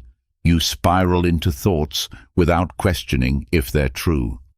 Over time, those habits become your personality. But personality is not permanent. It is shaped by patterns.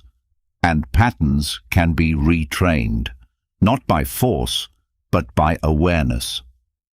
When you begin to observe your thoughts instead of becoming them, something changes. You no longer believe every idea that appears. You no longer follow every impulse. You stop treating every emotion like a command. You start to separate what's happening from how you respond. This is the witness mind, the part of you that can notice without attaching. You're still feeling, but you're not fusing. You're still aware, but not reactive. You begin to notice how your mind tries to pull you in with judgments, memories, fears. But now you're watching that process, not falling into it. It's like stepping out of the storm instead of yelling at the clouds. The storm still exists, but you're under shelter. You're not at war with your mind. You're observing it with interest. This practice doesn't remove emotion. It creates space around it. And space is what gives you power. When there's space between what happens and how you respond, you get to choose your response. You don't just act, you decide. That choice point is the foundation of calm, not because you never feel triggered, but because you know how to delay the reaction. That delay is where wisdom lives. You can be in a difficult conversation and notice your urge to interrupt, and then pause. You can feel the rise of irritation and observe it without feeding it. You can hear a criticism and feel the sting, but choose not to defend out of reflex. You are no longer a puppet pulled by strings of habit. You've placed a conscious hand on the thread. This inner observer becomes stronger with practice. Start with small moments. When you feel an emotion arise, name it silently. This is tension. This is worry. This is the urge to control. Labeling it creates distance. You're no longer inside it. You're noticing it. That awareness slows the cycle. It gives you a breath. You can also observe your thoughts like clouds passing in the sky. Each one appears, stays, then dissolves. No thought is permanent. No emotion is final. When you see this clearly, you stop rushing to escape or fix. You learn to sit with what's present, without flinching and without clinging. Over time, this changes how you experience life. You stop trying to make every moment comfortable. You stop needing every outcome to go your way. You stop seeking constant distraction or reassurance. You begin to rest inside yourself, even when the world outside is loud. This is not about avoiding action. The Stoic observer isn't passive. It's clear. And from that clarity, right action becomes easier. You speak when it helps, not when you need to prove something. You wait when waiting serves the outcome, not because you're afraid. You set boundaries, not out of anger, but from alignment. The observer doesn't remove your personality. It brings you back to your core. It strips away the noise. It clears the fog. And when the fog lifts, you move with more integrity. You also start to see how much of what bothers you has nothing to do with reality, and everything to do with your interpretation of it. The same situation can feel unbearable or manageable, depending on what story you attach to it. The observer allows you to challenge those stories. Is this really an emergency? Is this truly personal? Is this emotion pointing to something useful or just pulling from an old wound? That clarity turns chaos into information. Even pain becomes a teacher. Even discomfort becomes a doorway.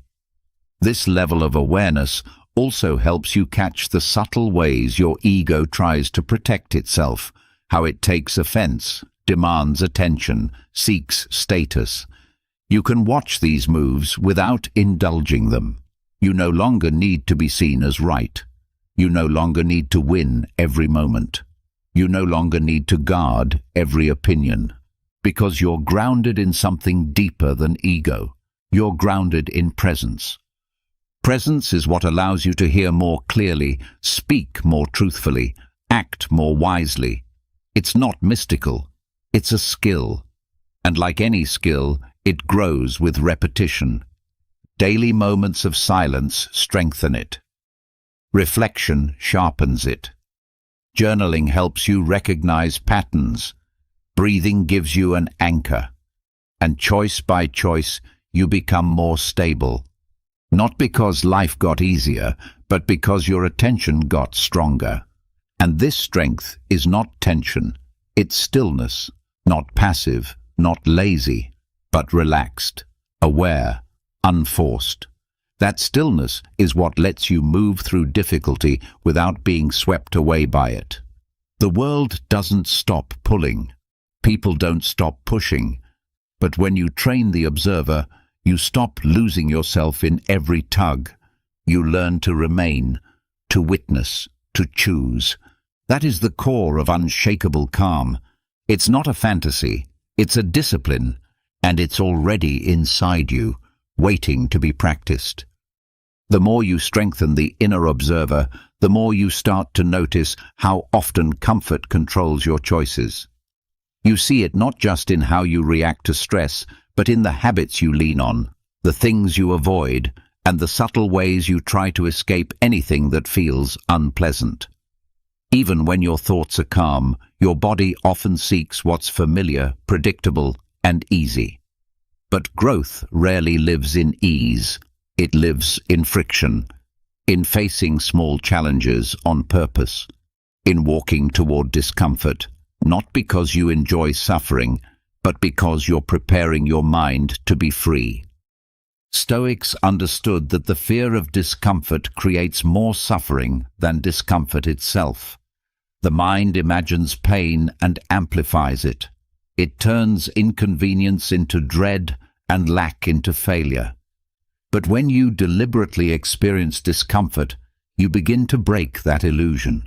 You see it clearly for what it is: temporary, manageable, even empowering. Voluntary discomfort is the practice of stepping outside your comfort zone intentionally. It's not about self-punishment. It's about training your nervous system to stop panicking when life doesn't go your way. By choosing hardship in controlled ways, you prepare for the moments when control isn't an option. The discomfort doesn't need to be extreme. It could be taking a cold shower, going a day without unnecessary spending, sleeping without a pillow, fasting from food or technology, walking instead of driving, or spending time in silence. These small disruptions remind you that you can live with less, that you are not dependent on perfect conditions, that resilience isn't something you wait for, it's something you build.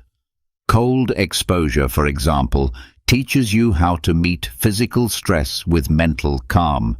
Your body tenses, your breath shortens, but your mind can soften.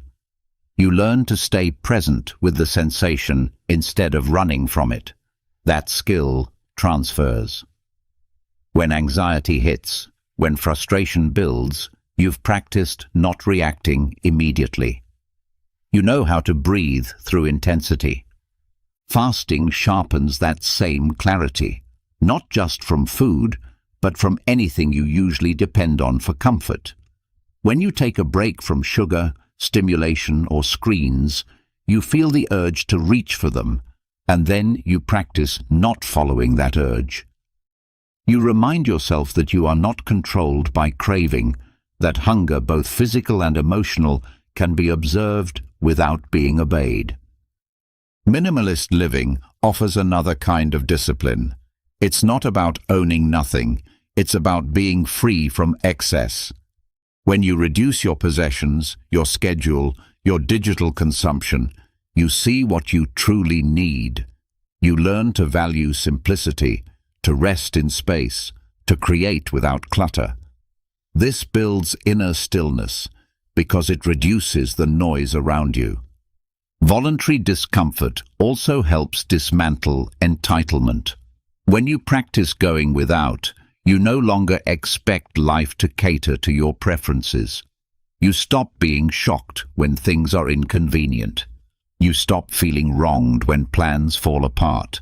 You've trained for disruption, so you move through it with steadiness. This steadiness isn't built through theory, it's built through repetition. Through small, consistent actions that teach your nervous system, I can handle this. I can face challenge without collapsing. I can live with less and still feel whole. These practices build trust. Not trust in the world, but trust in yourself. You begin to believe in your ability to adapt, to endure, to respond wisely under pressure. That belief cannot be borrowed. It must be earned through experience. And that's what voluntary discomfort offers, controlled experience. A way to meet discomfort on your own terms before life forces it on you. A way to rehearse letting go before you're asked to surrender something bigger. Because one day, loss will visit, comfort will disappear, plans will shift. And if you've only ever known ease, the shock will shake you. But if you've practiced living lightly, if you've chosen challenge when you didn't have to, you'll carry a different kind of strength. This doesn't mean becoming rigid or joyless. Stoic life is not about avoiding pleasure. It's about not being ruled by it. When you're no longer dependent on comfort, you can enjoy it more freely. You savor it without clinging. You experience it without fear of its loss. That freedom extends to relationships too. When you're not looking to others to soothe your discomfort constantly, you show up with more presence, more patience, more authenticity. You don't expect others to regulate your feelings for you. You become more resilient in connection, less reactive, more stable. You also learn to reframe discomfort as information. Instead of asking, "How do I avoid this feeling?" you ask, "What is this showing me?" If cold makes you tense, what does that say about your relationship with control? If silence feels unbearable, what thoughts are trying to rise? If boredom sends you reaching for distraction, what are you avoiding inside yourself? Voluntary discomfort becomes a mirror. It shows you where your edges are, where your growth lives, where your freedom is still conditional. And the more you practice, the more those conditions dissolve. You stop waiting for the perfect mood to take action. You stop needing to feel ready before beginning. You start doing what matters regardless of how it feels in the moment. This builds internal authority, a kind of self-leadership that doesn't waver when things get hard. You stop being a prisoner to preference. You become a partner to purpose. The Stoics called this premeditation of adversity, not to invite suffering, but to prepare for it, to meet it with grace, to be someone who can still act with wisdom even when comfort is gone. And in doing so, you begin to feel lighter, not because life is easier, but because you're no longer weighed down by the fear of discomfort. That fear was never about the pain. It was about your belief that you couldn't handle it. But you can. You've trained. You've chosen to feel discomfort before it chooses you. And now, when it arrives, it doesn't break you. It reveals you. By choosing discomfort voluntarily, you loosen the grip of expectation. You stop demanding that life always feel good or go smoothly. You begin to move with greater ease, not because life is easier, but because you've trained yourself to not depend on comfort. That practice opens the door to an even deeper kind of freedom, the ability to use, enjoy, and appreciate things without becoming attached to them. Most suffering doesn't come from what you lose. It comes from thinking you were supposed to keep it forever. The mind becomes tangled not by objects or relationships, but by the illusion that you own them. It wants permanence in a world built on change. It believes possession brings security, and so it clings. But that clinging becomes a burden, a source of fear, and eventually pain. Stoicism offers a very different way to relate to things.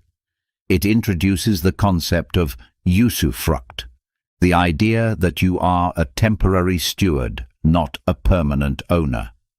That everything you use, touch, love, or benefit from is borrowed from the world, not guaranteed to stay. You may use it, you may appreciate it, but you do not possess it in the absolute sense. This shift in mindset is subtle, but powerful. It changes how you engage with everything around you, your home, your career, your relationships, your body, even your own time. When you live as a steward, not a possessor, you stop gripping, you stop fearing loss.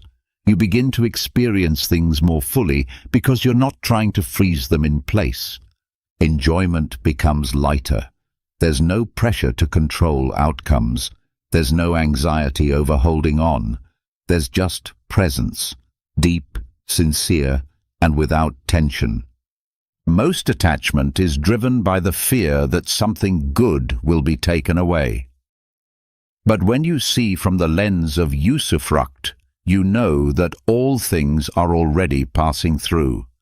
They come and go, not to punish you, but because that is their nature. You may live in a house for decades, but one day it won't be yours. Someone else will sleep in your room, eat at your table, fill the walls with their own memories.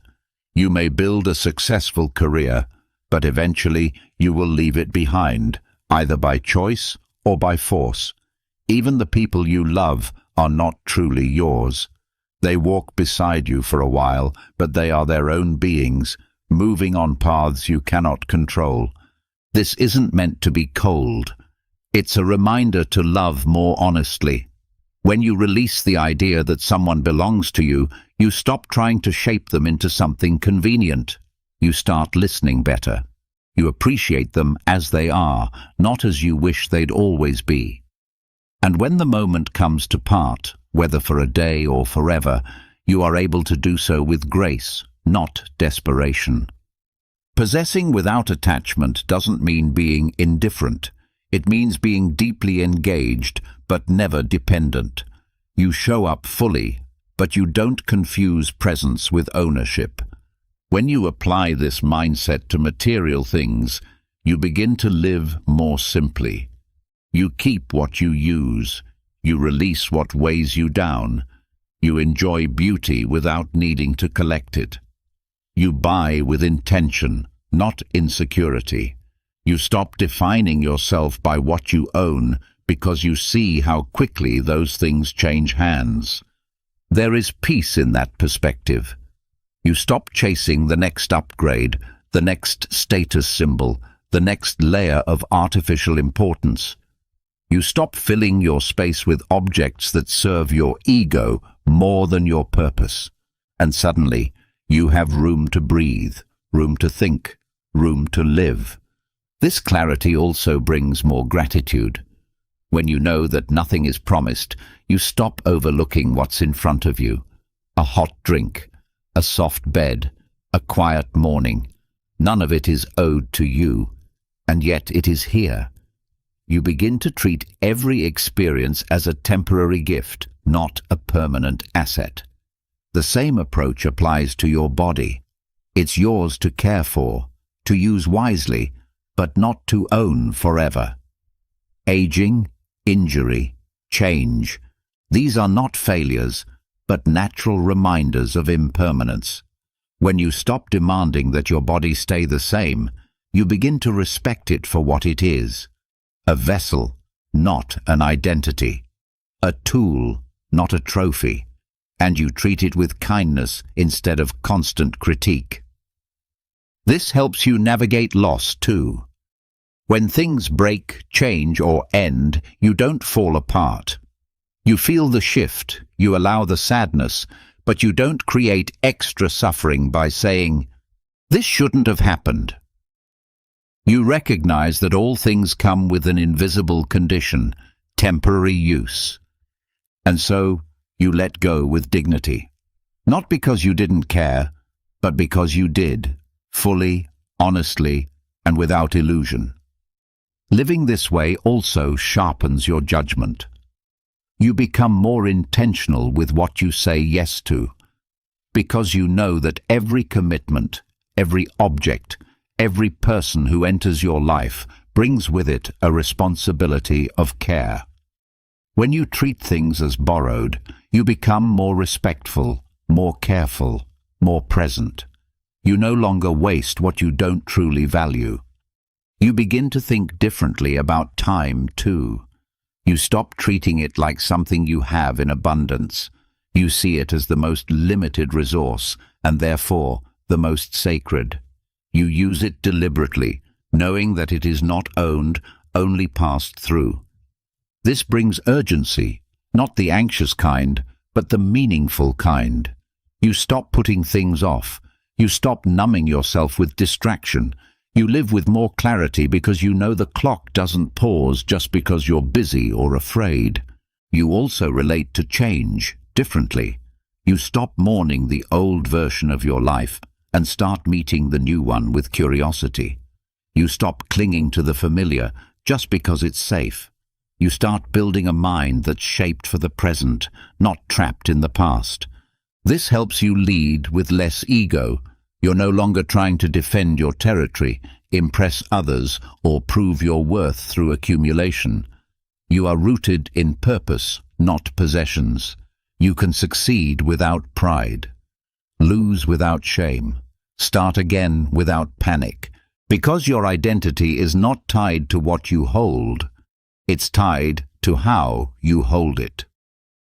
Usufruct teaches you to walk through life with open hands, to use what's here, to cherish it, to not waste it, but never to pretend it belongs to you forever. This way of living doesn't shrink your joy. It sharpens it.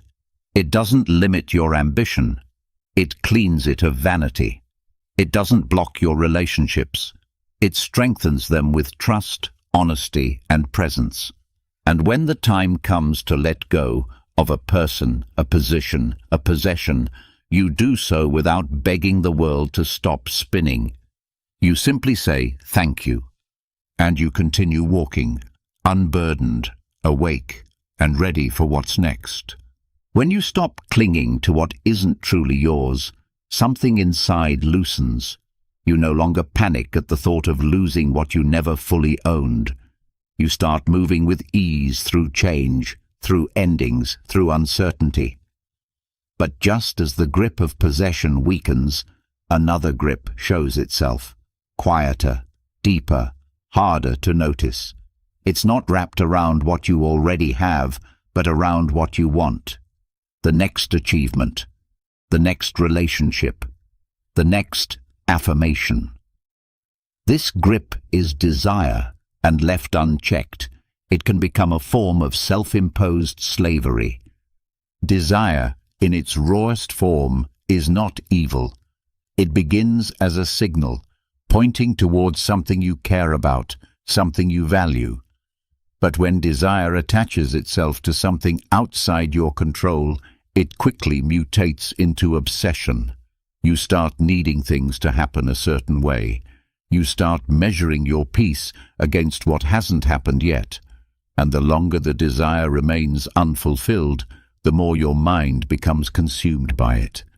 The Stoics warned about this with unrelenting clarity. They saw desire not as a source of joy, but as a chain. A binding force that tricks you into thinking happiness is just one more step away. You crave recognition, thinking it will settle your self-doubt. You pursue status, believing it will secure your value. You chase someone's love, hoping it will fill the quiet fear of being unworthy. And for a moment, when you get what you wanted, it feels like relief. But it's only temporary, because new desires quickly take its place. The mind, once trained to chase, does not rest. It just runs in newer, shinier directions. This is the cycle of craving. You seek, you grasp, you achieve, only to discover that satisfaction fades faster than effort. What once seemed essential becomes ordinary. What once thrilled you now bores you. So you raise the stakes. You want more, better, faster, and without realizing it, you've built a life around hunger, not fulfillment. The problem isn't the object of desire, it's the dependency. When you need something to feel okay, you give it power over you. When your peace is tied to a result, that result becomes your master. You lose your sense of enough. You lose your ability to be still. This slavery shows up everywhere. You want people to approve of you, so you edit your truth. You want success, so you sacrifice rest, health, integrity. You want control, so you micromanage everything, believing chaos will crush you if you don't hold tight. But the more you grasp, the less free you become. Every desire you don't question is a leash around your attention. It pulls you toward the future. It traps you in anxiety. It convinces you that who you are right now is not enough. To unchain yourself, you must begin with awareness. Notice the desires that run quietly in the background of your decisions. Notice how often you say yes, not from joy, but from fear of missing out. Notice how often you perform instead of express. Ask yourself, what am I trying to prove? Who am I trying to impress? What am I afraid will happen if I don't get this? Often, you'll find that beneath the desire is insecurity, a belief that something is missing, that you must earn peace, earn love, earn rest, that unless something external changes, you are not allowed to feel whole. But desire rooted in fear doesn't liberate. It enslaves. It keeps you on edge. It distorts your priorities. It replaces presence with pressure. Letting go of desire doesn't mean becoming empty. It means becoming free. It means moving through the world with intention, not desperation. It means choosing action based on purpose, not need. You can still set goals, still build, still care. But you do so from stability, not scarcity. You pursue growth, not escape. You welcome outcomes, but don't depend on them. This is where desire transforms into preference. A preference allows, it leans in, it aims, but does not cling. A preference says, this would be beautiful, but also says, I'll be okay without it. This shift changes how you move through relationships. You no longer need someone to behave a certain way to feel secure. You stop demanding emotional reassurance every moment. You stop assigning your worth to someone else's attention. You begin to relate from fullness, not need. You offer presence, not pressure. In work, this shift creates clarity. You do what needs to be done without attaching your identity to the outcome. You act from service, not ego. You put in effort, but you don't collapse when things go differently. Your value doesn't rise and fall with metrics or milestones. This also brings rest, real rest, the kind that isn't earned through exhaustion or postponed until success. You stop needing to accomplish something in order to justify doing nothing. You begin to rest as a right, not as a reward. To live this way, you must practice detaching desire from self-worth. You must remind yourself that having less does not make you less, that not achieving doesn't mean you're failing, that someone else's success does not threaten your own. You also begin to redefine freedom, not as having whatever you want whenever you want it, but as not being owned by what you want. Freedom is walking through life with open hands, moving toward what matters, but never needing it to complete you. This mindset allows you to enjoy things more deeply, because you're no longer afraid of losing them. You love people without needing to possess them. You enjoy moments without needing to prolong them. You engage in life without trying to control it. And slowly, the mind stops reaching. It learns to settle, to sit in this moment without demand, to look around and say, "This is enough." That's the kind of wealth that can't be taken. That's the kind of peace desire can't offer. Letting go of desire is not a rejection of life. It's a fuller acceptance of it. It's meeting reality without conditions. It's walking beside your goals without becoming their prisoner. This doesn't happen in a single moment. It happens in choices, in daily pauses, in noticing when desire tightens its grip and gently loosening your own. You start to see that true power is not about bending the world to your will. It's about walking through the world unshaken by its turns. Not because you don't care, but because you are no longer controlled. You live, you act, you love, you build, but you are already enough. And that is the freedom desire can never give. When desire loosens its grip, the mind becomes lighter. You begin to breathe differently, speak more freely, act with less pressure. But life is not only about managing longing, it's also about preparing for what might be taken. Even in freedom, loss will come. And even the most detached person will feel pain when something important disappears. The Stoics understood this well. They didn't promise immunity to suffering. Instead, they practiced meeting it before it arrived, so when it did, the shock wouldn't destroy them.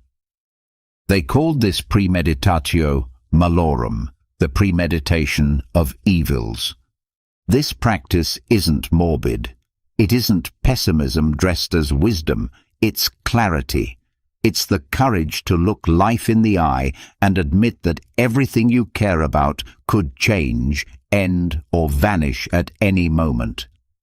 And rather than waiting for that moment to hit you unprepared, the Stoics trained themselves to mentally rehearse it, to face loss before it happened, not to suffer early, but to suffer less later. Negative visualization is the practice of imagining what could go wrong, not obsessively, but intentionally. You picture the possibility of illness, disappointment, rejection, failure, even death, not to scare yourself, but to build an inner shield. You prepare your emotions so they don't unravel at the first sign of chaos. You rehearse gratitude by realizing nothing is permanent. The practice starts simple. You sit with the thought that the things and people you love most could be gone tomorrow. You don't push away the discomfort. You don't drown in dread. You let it wash through you gently. You feel what that absence might bring, and you sit with it. This is not emotional punishment. It's strength training for the soul. When done with intention, this exercise changes how you move through your day. You start noticing more. You listen more closely. You speak more kindly. You pause before complaining.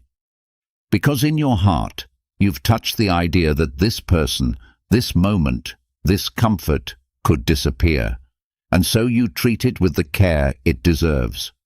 This doesn't create fear, it creates presence. Because when you're no longer pretending everything will stay the same forever, you stop taking it for granted. You stop acting like you have unlimited chances. You start honoring what's in front of you, knowing it may not return. This kind of presence is not sentimental. It's disciplined. It's anchored in the awareness that life is fragile, but you are strong enough to face that truth. When you practice negative visualization regularly, you're not making life worse. You're reducing the gap between expectation and reality. Most pain in loss doesn't come from the loss itself. It comes from the belief that it wasn't supposed to happen, that it's unfair, that you weren't ready. But when you've rehearsed the possibility, your mind doesn't fight reality, it meets it. You can grieve without collapsing. You can adapt without resentment. You can carry heartbreak without letting it harden you. This mindset also softens your attachment to control. When you've already faced the idea that things might go wrong, you stop micromanaging life.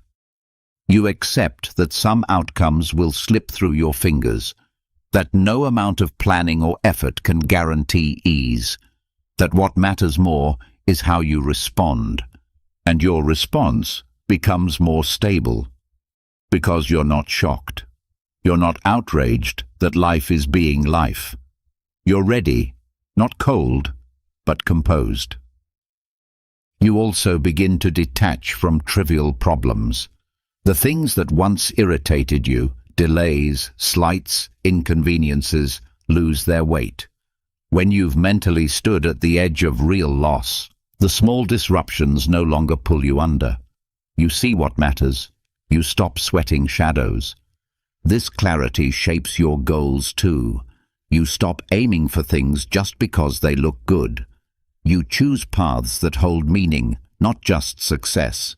You act with urgency, not haste. You stop waiting for the perfect time to do what you know matters, because the idea that you have all the time in the world, that's one of the most dangerous lies the mind tells. Negative visualization keeps you honest. It reminds you that time is not a guarantee, that health is not a promise, that relationships are not owed to you.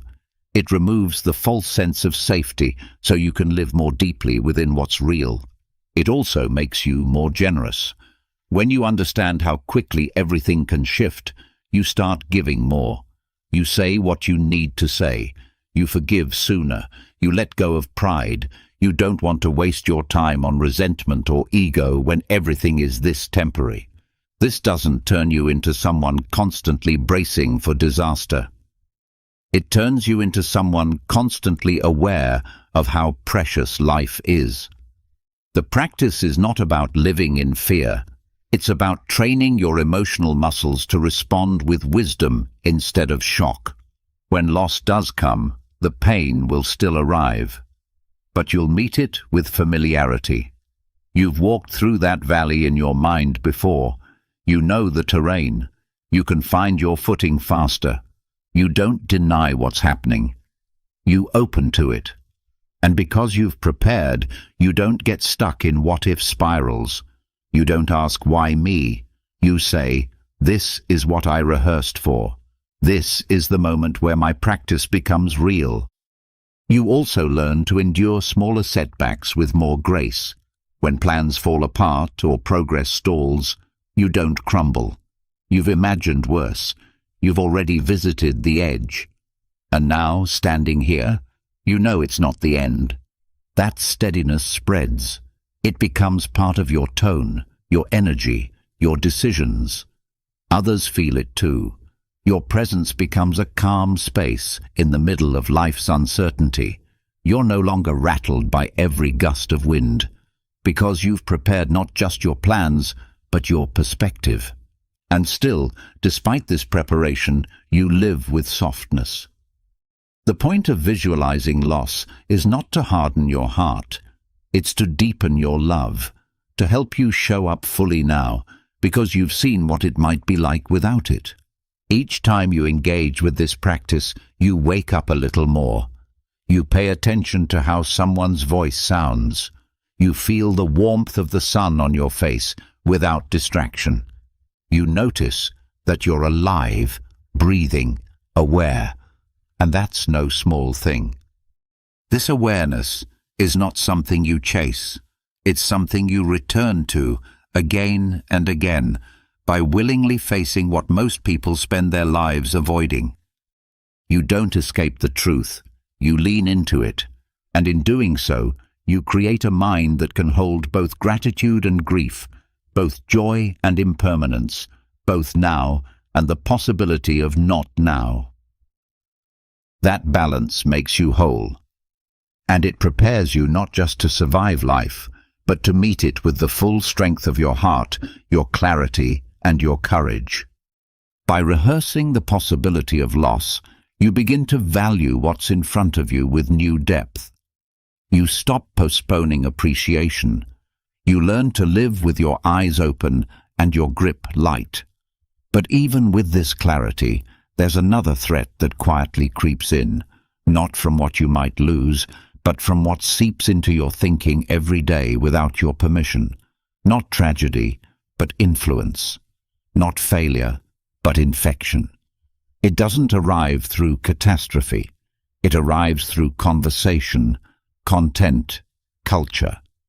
These are the mental contagions that enter silently and slowly reshape how you see the world. Your mind, like your body, has an immune system. It doesn't fight viruses, it fights ideas that don't belong. But unlike the body, the mind often forgets to defend itself. It absorbs what's popular, it adopts what's repeated, it allows the emotions of others to dictate its own weather. If you don't protect it, your mind becomes a mirror, not a lens.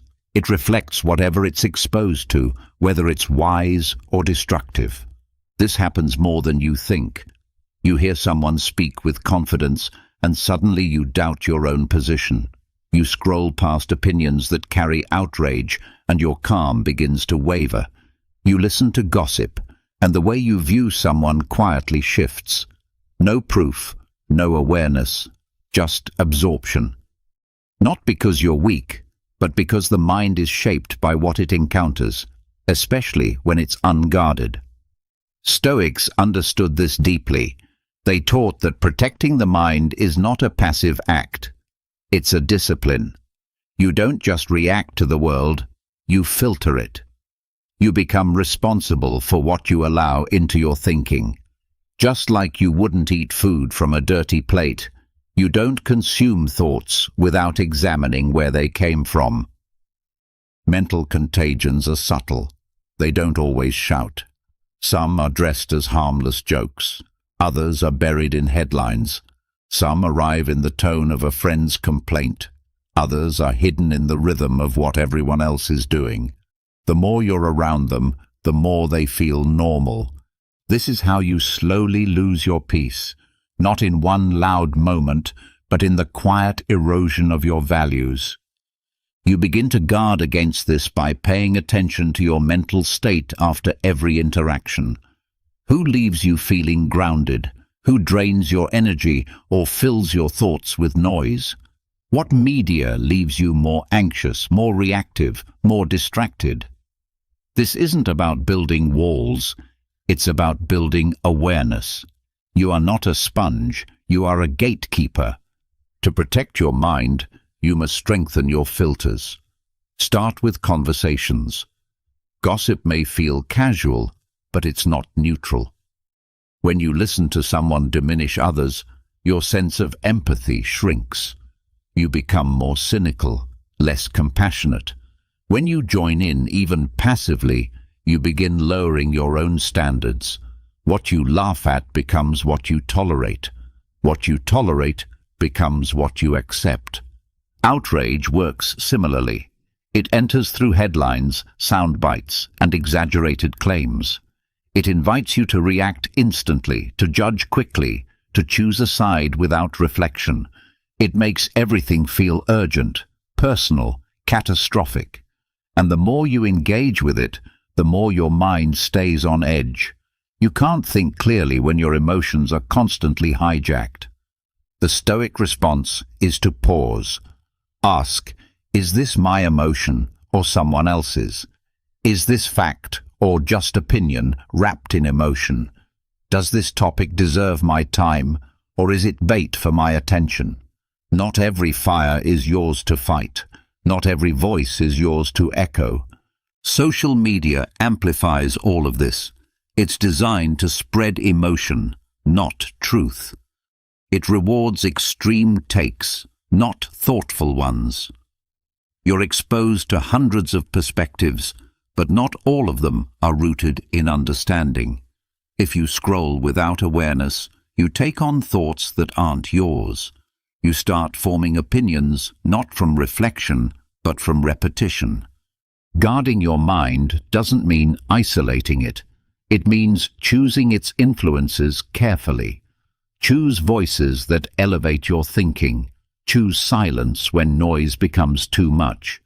Choose content that challenges your mind, not just your bias.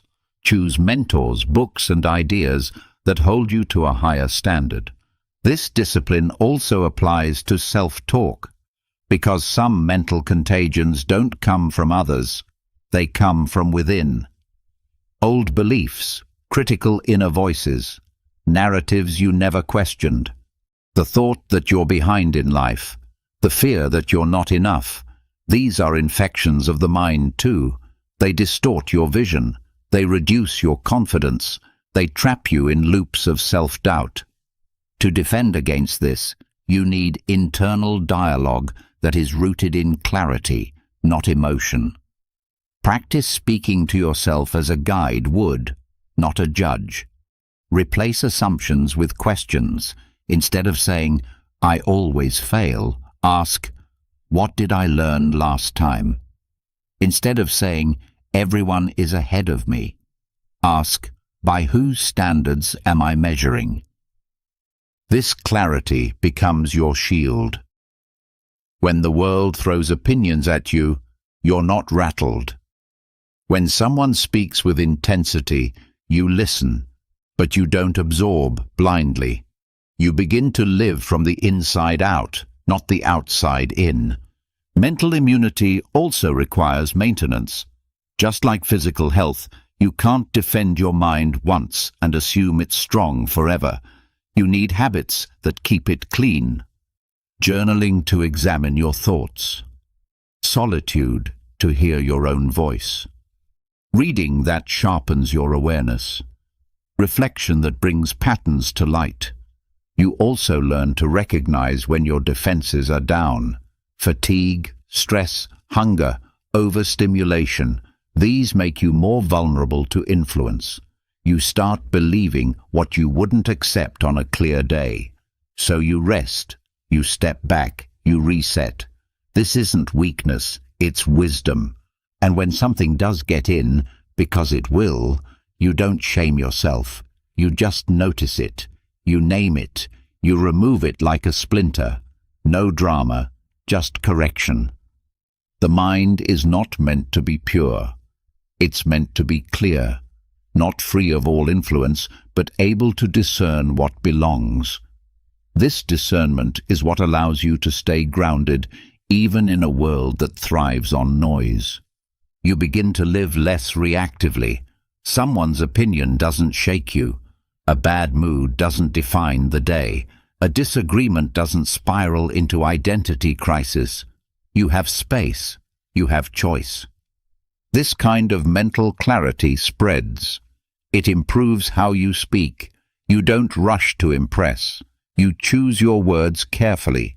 You don't interrupt with opinions. You listen with full presence. You don't need to win arguments. You focus on understanding. It also shifts how you show up in groups. You're not easily swayed by popularity. You don't adopt behaviors just to fit in. You hold your ground without being aggressive. You walk away from conversations that poison your clarity. Not because you're better, but because you've made a vow to yourself. My peace is not up for trade. This vow becomes a quiet force. You stop chasing drama. You stop chasing attention. You start moving toward what strengthens you, not what distracts you. The stronger your mental immunity, the less life has to control your state. External noise becomes just that, noise, and you, clear and composed, remain anchored. Not because the world is quiet, but because you've learned how to listen selectively. And that, in a world addicted to reaction, is real power. The more intentional you become about what you allow into your mind, the more you notice something else, a kind of noise that isn't just external. It's internal. It's the commentary that never stops, the mental rehearsals, the reactions you prepare before anything even happens. Even when you avoid outside influences, the mind continues to generate its own static. And this mental chatter, if left unchecked, becomes just as draining as any gossip or outrage. There is a deeper kind of discipline beyond guarding your mind from others. It's learning when not to speak, not to respond, not to explain. This is where silence begins to show its power. Silence is not emptiness. It is a choice. A pause. A refusal to give energy to what doesn't serve clarity. In a world that rewards fast opinions, endless commentary, and immediate reactions, silence becomes a radical act. It's not passive, it's strategic. It draws a boundary, not just between you and the world, but between you and the urge to control everything around you. There is a silence that calms, and there is a silence that strengthens. One is for recovery, the other is for precision. Both are essential. Both help you return to a place where your words and actions are guided by reason, not impulse. And the first place that silence must be practiced is inside your own thoughts. Most people believe thinking equals awareness, but overthinking is not clarity. It's confusion disguised as effort. When the mind is busy trying to prepare for every possible outcome, it's not solving problems. It's avoiding presence. It creates stories, predicts danger, analyzes conversations that haven't happened, and simulates scenarios to gain control over the unknown. But no amount of thinking can protect you from life's chaos. And once you see that clearly, silence becomes the more intelligent response. Inner silence doesn't mean you stop having thoughts. It means you stop engaging with every thought that appears. You observe instead of react. You breathe instead of spiral. You let ideas pass without chasing them. This quiet does not shrink your intelligence. It sharpens it. When the noise falls away, insight rises. You begin to distinguish between what's useful and what's just noise in disguise. This clarity extends outward. In conversations, silence becomes a way of listening that changes the energy in the room. You stop interrupting with assumptions. You give space for truth to rise. You no longer rush to fill every gap with your voice. You let pauses exist without anxiety. In conflict, silence can be the most powerful response. Not the silence of passive aggression or withdrawal, but the silence that says, I do not need to win this moment to be secure. It removes the fuel from arguments that thrive on urgency. It creates a pause that resets tension. It prevents regret. You no longer escalate. You navigate. You also stop offering explanations that are not asked for. You don't rush to prove yourself to people who have already made up their minds.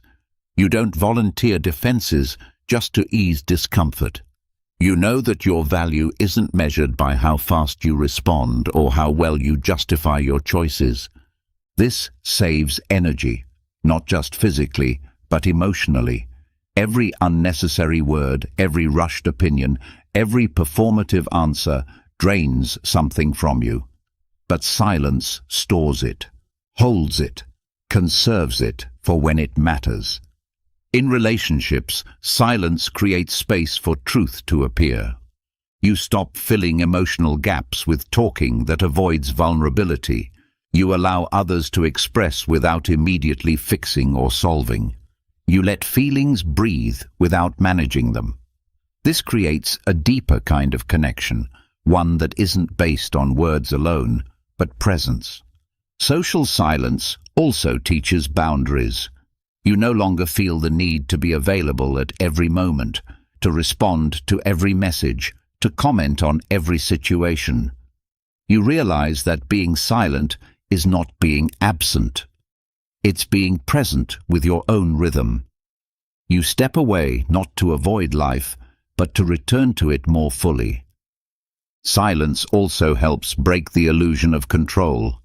When something goes wrong, the mind races to respond, to say the right thing, to fix the image, to correct the story. But some things don't need a response. They need your stillness. They need your willingness to let them unfold without interference. This doesn't mean you're helpless. It means you're no longer trying to manage the world through noise. And in that surrender, you gain a different kind of control, not over circumstances, but over your own presence. You start noticing the pressure behind many of your words. How much of what you say is really about soothing your anxiety, maintaining your image, filling space, avoiding silence itself. The silence you practice becomes a mirror. It shows you how often you speak just to be heard, or to avoid being seen too clearly.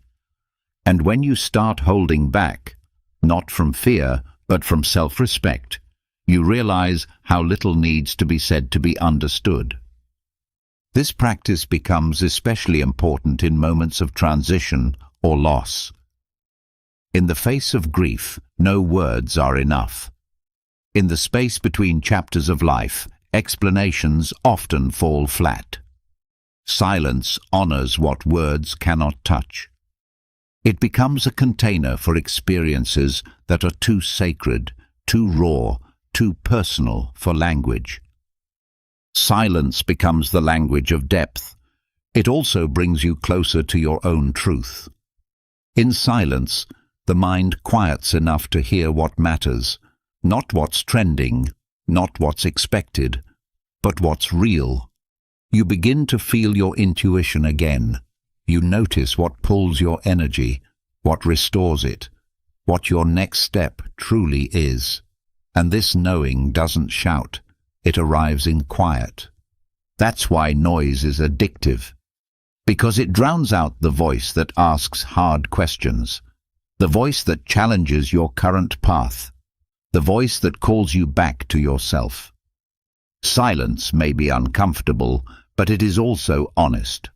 Over time, you begin to feel when words are right and when they are premature. You learn to say less, but mean more. To speak with weight, not volume. To respond with patience, not panic.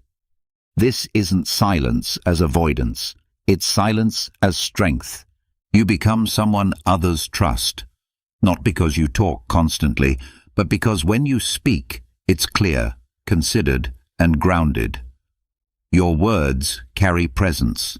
They don't compete for attention. They invite understanding. You also stop rushing to fill silence in others. You don't rescue people from their own discomfort. You let them sit with it, knowing it may reveal something they need to hear. You become a space where people can pause and reflect instead of perform and react. This way of being requires practice. You start small. You pause before replying. You sit quietly at the beginning of your day. You spend time alone without seeking distraction. You end conversations before they lose meaning. You let your phone stay silent when your mind needs rest. And slowly, you find that silence is not empty. It's full of things you've been too busy to notice. Your breath, your body, your thoughts, your intuition, the world moving around you without asking you to shape it.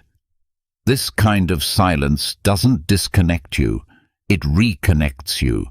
It reminds you that not everything needs a response, that not every feeling needs a reaction, that not every question needs an answer right away. It teaches you to trust timing and to trust yourself, because in silence you don't escape life. You meet it without noise, without force, with your full presence. When you begin to trust silence, you stop forcing life to deliver answers on demand. You let go of urgency. You create space for clarity to rise without pressure. This surrender opens something deeper, a shift from managing to merging, from resistance to rhythm. Because there is a moment when all your guarding, filtering, reflecting, and letting go lead to one powerful conclusion. Life is not something to battle. It is something to join, not just accept, but love. This is where the Stoic practice of amor fati begins. To accept what happens is already strength, but to love what happens, especially when it is hard, unexpected, or painful, requires something greater. It requires the understanding that events are not mistakes, and that the rhythm of life, even when uncomfortable, is not working against you. It is carrying you toward a deeper alignment. Amor fati means love of fate, not passive tolerance, not reluctant resignation, but wholehearted embracing of whatever arrives, not because you enjoy suffering, but because you trust its role. You see it as part of a larger unfolding. You stop arguing with the moment and start aligning with it. This practice reshapes how you respond to difficulty. When plans fall apart, instead of asking, "Why now?" you ask, "What now?" You don't rush to label things as wrong. You look for their purpose, not from forced optimism, but from grounded awareness that the universe does not owe you comfort, but it does offer growth in every experience. Loving what happens does not mean giving up your will. It means shaping your will to work with what is real. The Stoics never suggested you sit still while storms pass.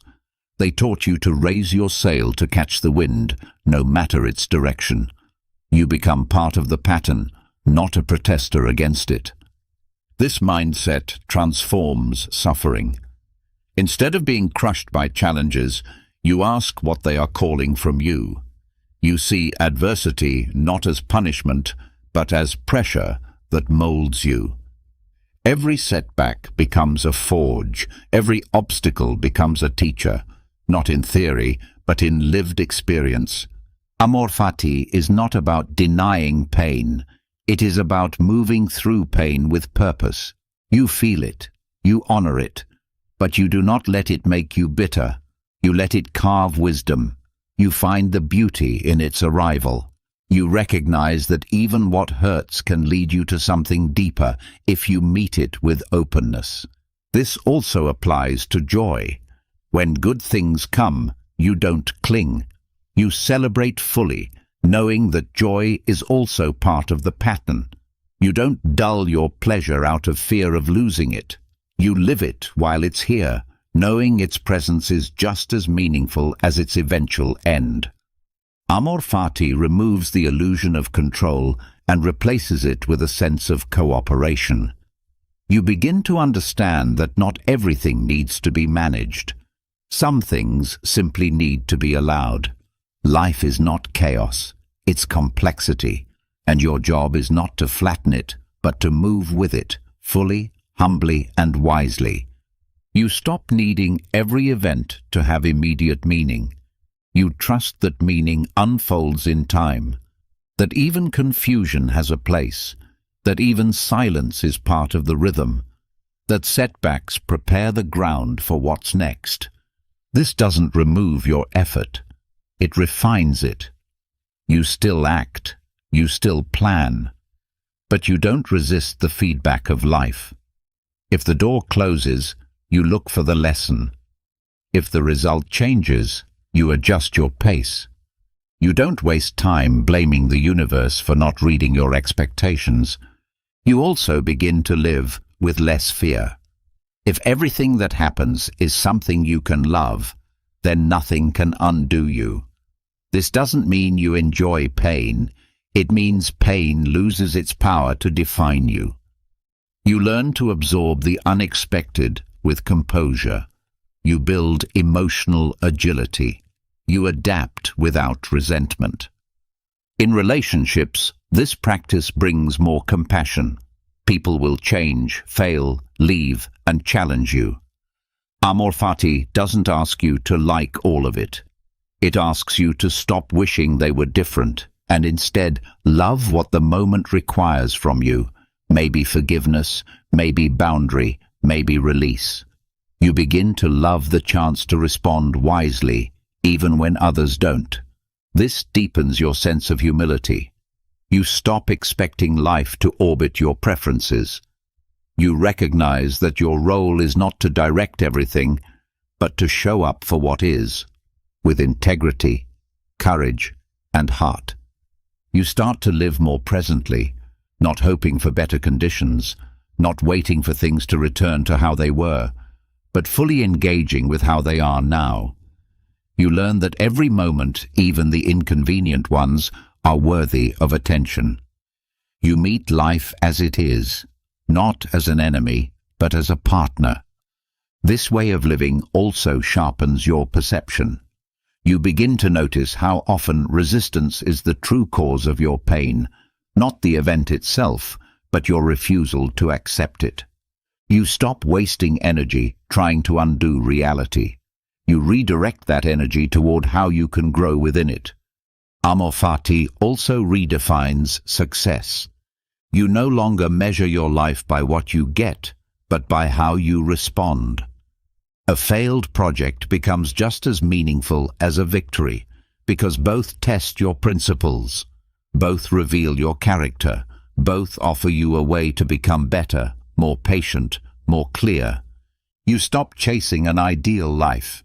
You start meeting the life you have with respect, not trying to perfect every detail, but trying to live each one as deeply as possible. And with this practice, you cultivate gratitude, not just for the good, but for the whole. You look back at moments you once resented and see how they shaped your resilience.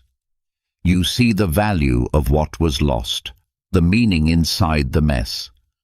Gratitude in the context of amor fati is not about smiling through pain. It's about saying, even this belongs.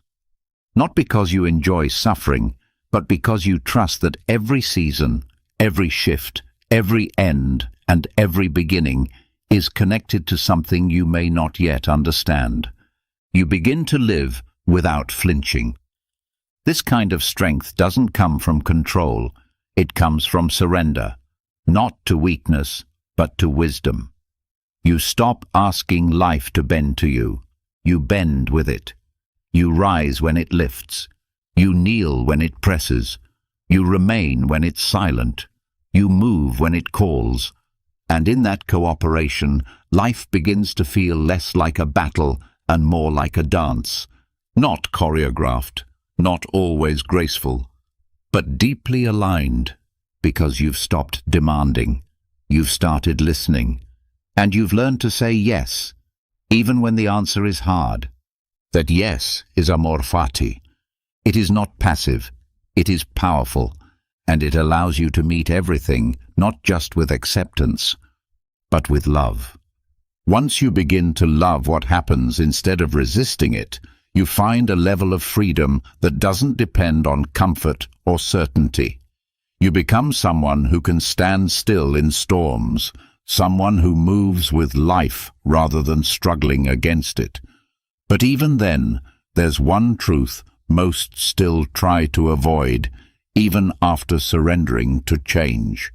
A truth that ends every attachment, deflates every illusion of control, and places everything into perspective.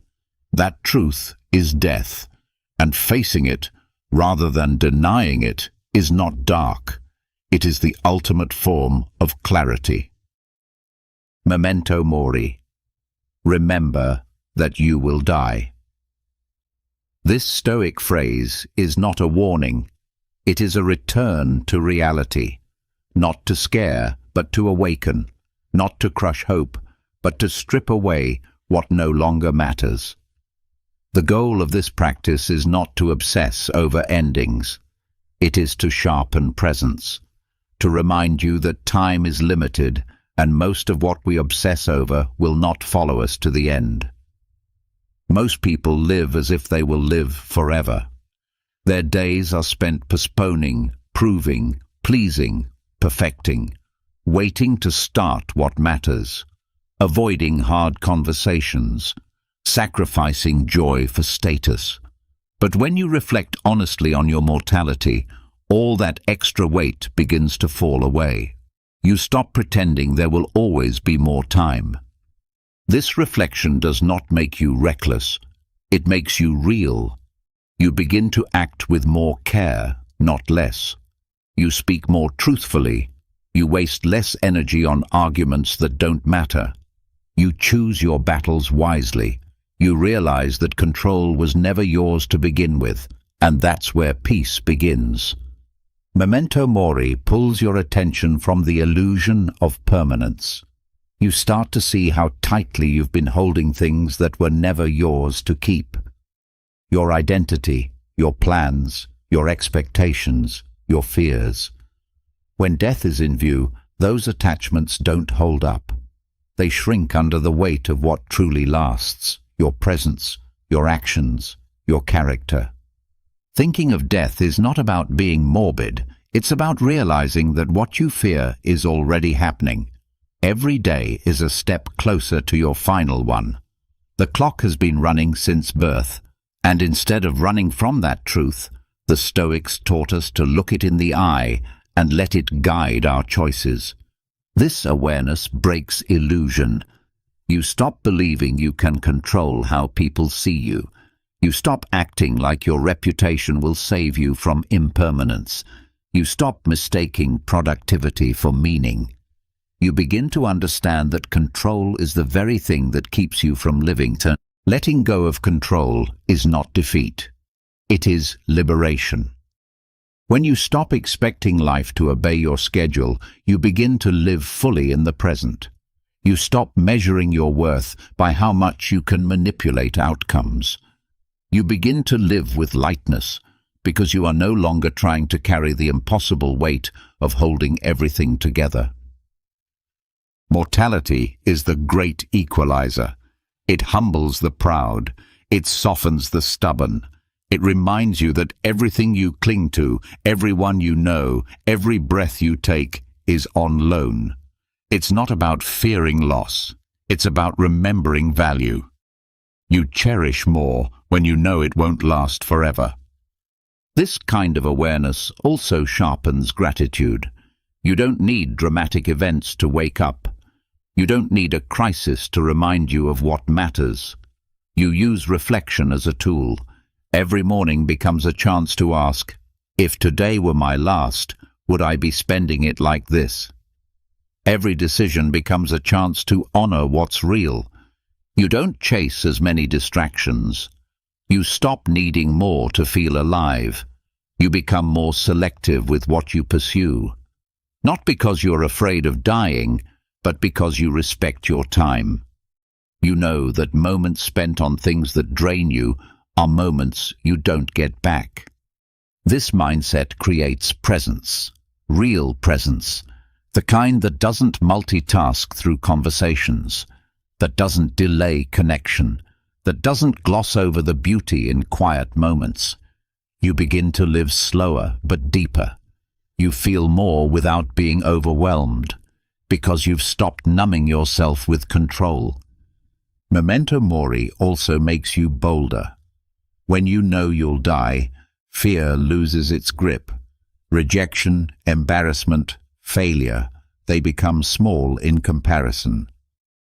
You realize that the cost of not trying is far worse than the cost of trying and falling short. You speak when it's uncomfortable. You start the project. You write the letter. You forgive. You become more forgiving not only of others, but of yourself. When you see how brief and precious life is, you stop holding on to shame. You stop identifying with your mistakes. You stop living like you have endless time to make peace with yourself. You begin the work now, and you start seeing others differently. You remember that every person you meet is on the same journey. They too are facing impermanence. They too are walking toward an unknown end. Their anger, their mistakes, their defenses, they soften in your eyes. You stop needing them to be perfect. You see their humanity first. This shift brings compassion, not only for the people you love, but for strangers. You become more patient, less reactive. You no longer treat small inconveniences like personal attacks. You remember that time is slipping through all of us, and sometimes the most generous thing you can do is offer grace. You also start showing up for people differently. You say what needs to be said. You offer your attention. You leave less unsaid. Because silence in the face of love becomes a regret when time runs out. Memento mori gives you the courage to say what matters before it's too late. This practice doesn't demand a constant awareness of death. It requires only that you return to it regularly, to check your direction, to realign your choices, to remind yourself that this life, right now, is the only thing promised. And when that becomes real to you, life expands, not because it lasts longer, but because you fill it with meaning, with sincerity, with presence. Control fades because it no longer serves you. It's replaced by participation. You stop trying to hold the river and start swimming in it. You live more truthfully. You love more deeply. You lead with humility. And one day, when your final moment does come, you meet it not with panic, but with peace. Not because you conquered life, but because you lived it, fully, consciously, without waiting for guarantees. That is the gift of remembering death, not an end, but a beginning, not fear, but clarity. When you begin to see mortality as a guide rather than a threat, your grip on control softens. Life becomes something to participate in, not dominate.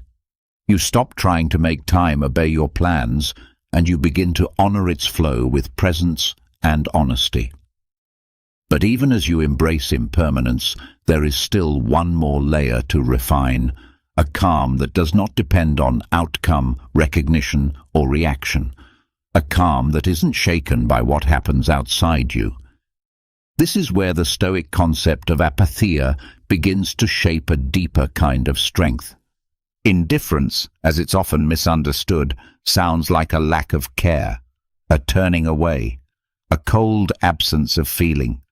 But what the Stoics meant was something far more powerful. They weren't pointing to disconnection, they were pointing to a kind of disciplined serenity, a posture of the soul that remains upright in both praise and criticism, success and failure, gain and loss. This indifference is not about having no emotions. It's about not being enslaved by them. It's the ability to experience without being consumed, to engage without being dragged, to respond without being ruled. It means remaining committed to your values even when the world around you pulls in every direction. Apatheia is the state of being undisturbed, not because nothing happens, but because what happens does not hijack your clarity. You feel the emotions, but you don't act from them blindly. You witness the situation, but you don't let it define your dignity. You remain steady, not because you're numb, but because you've trained your attention to stay with what matters most. This steadiness begins with choosing what to care about.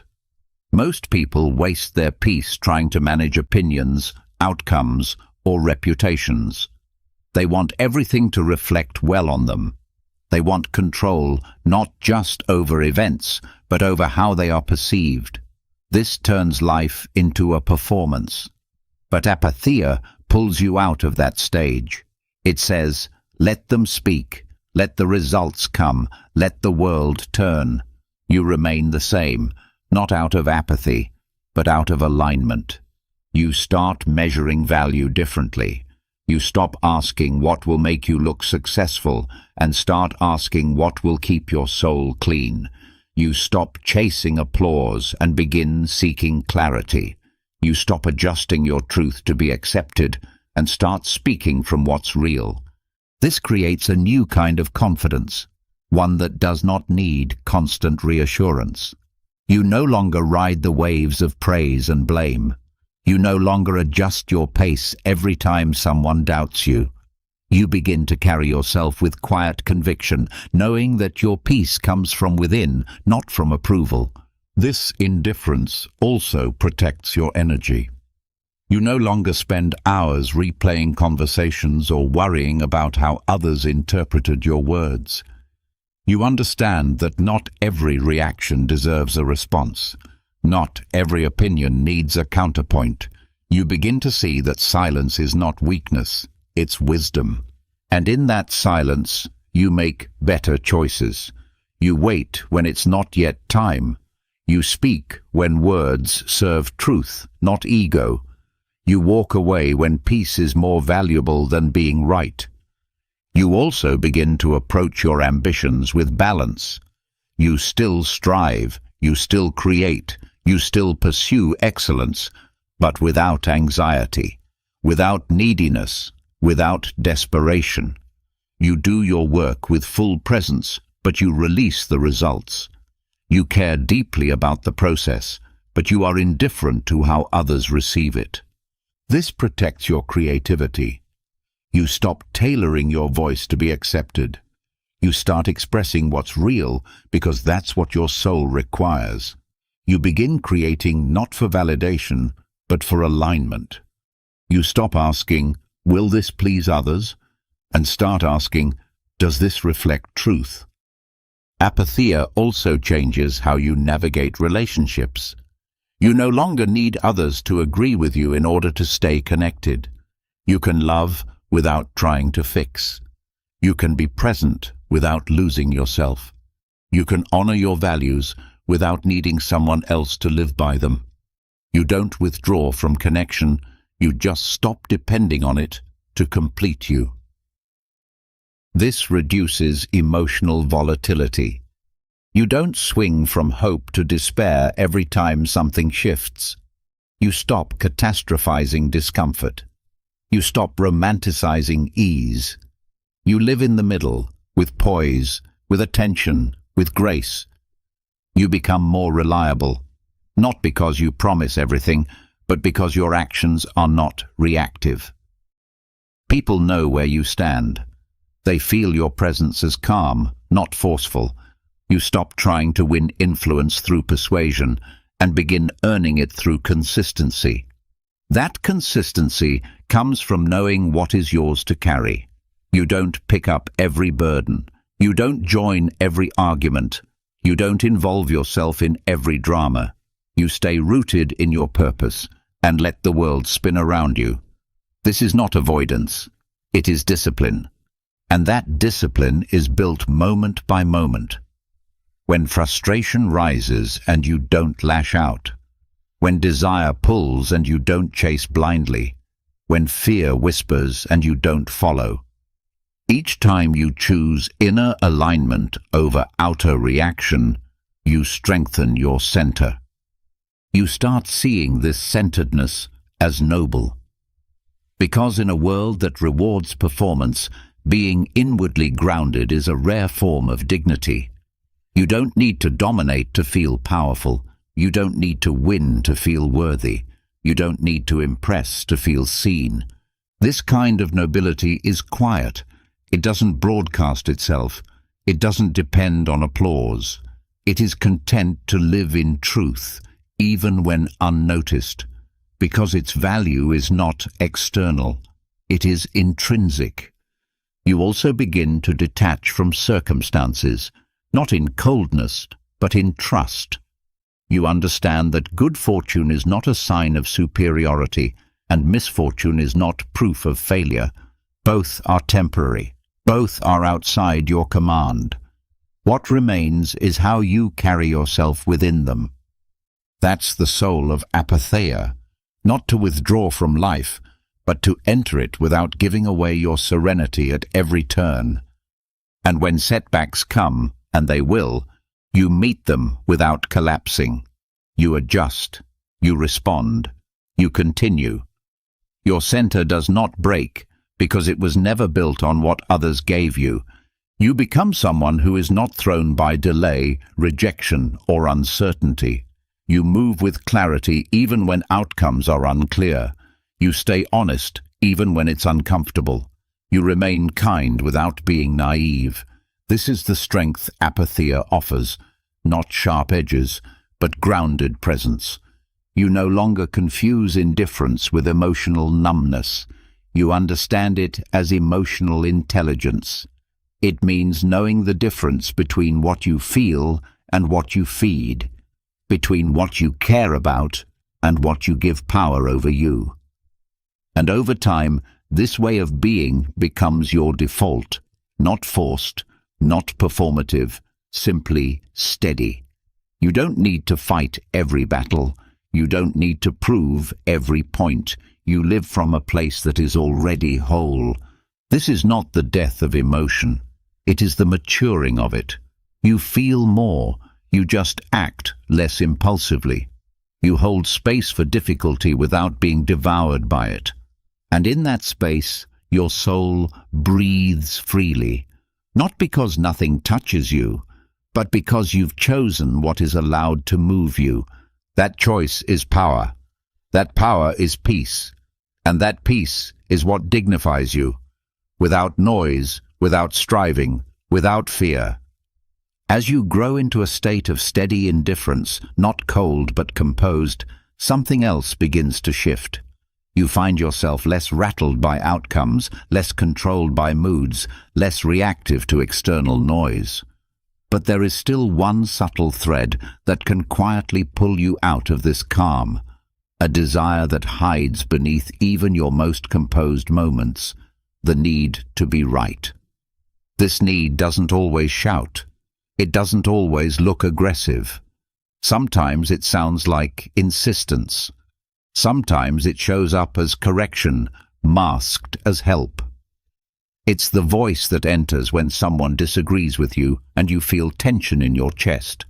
It's the inner pull that whispers, prove it, defend it, correct them.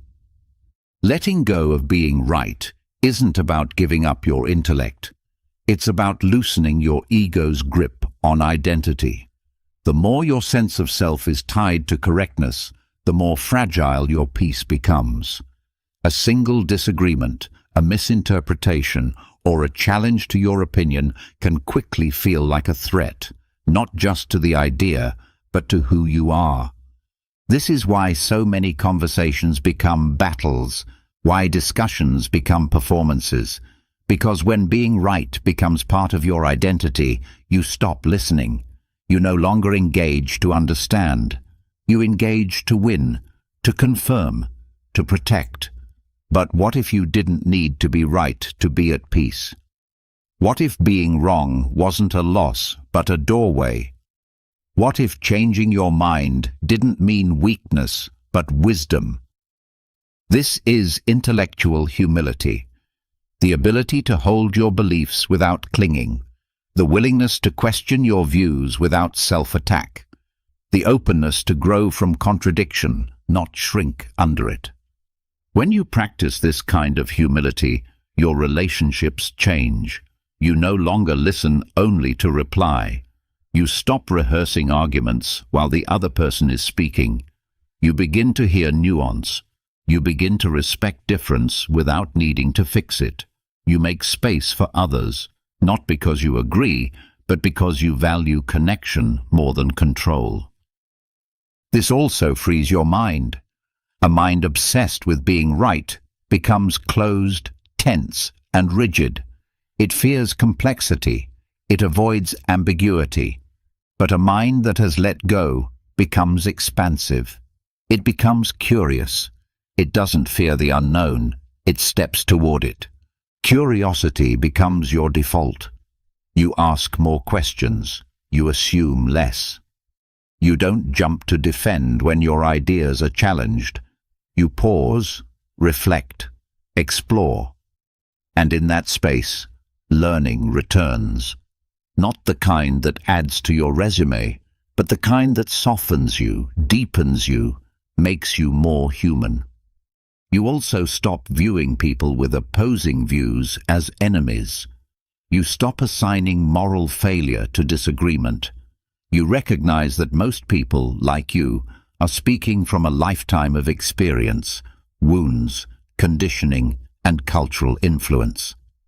And when you understand that, even the most frustrating opinions become understandable, even if they remain incorrect.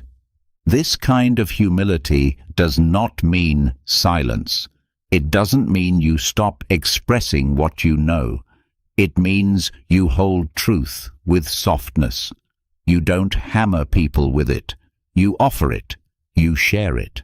You let it stand on its own strength. And if it's true, it doesn't need you to scream. You begin to detach your worth from validation.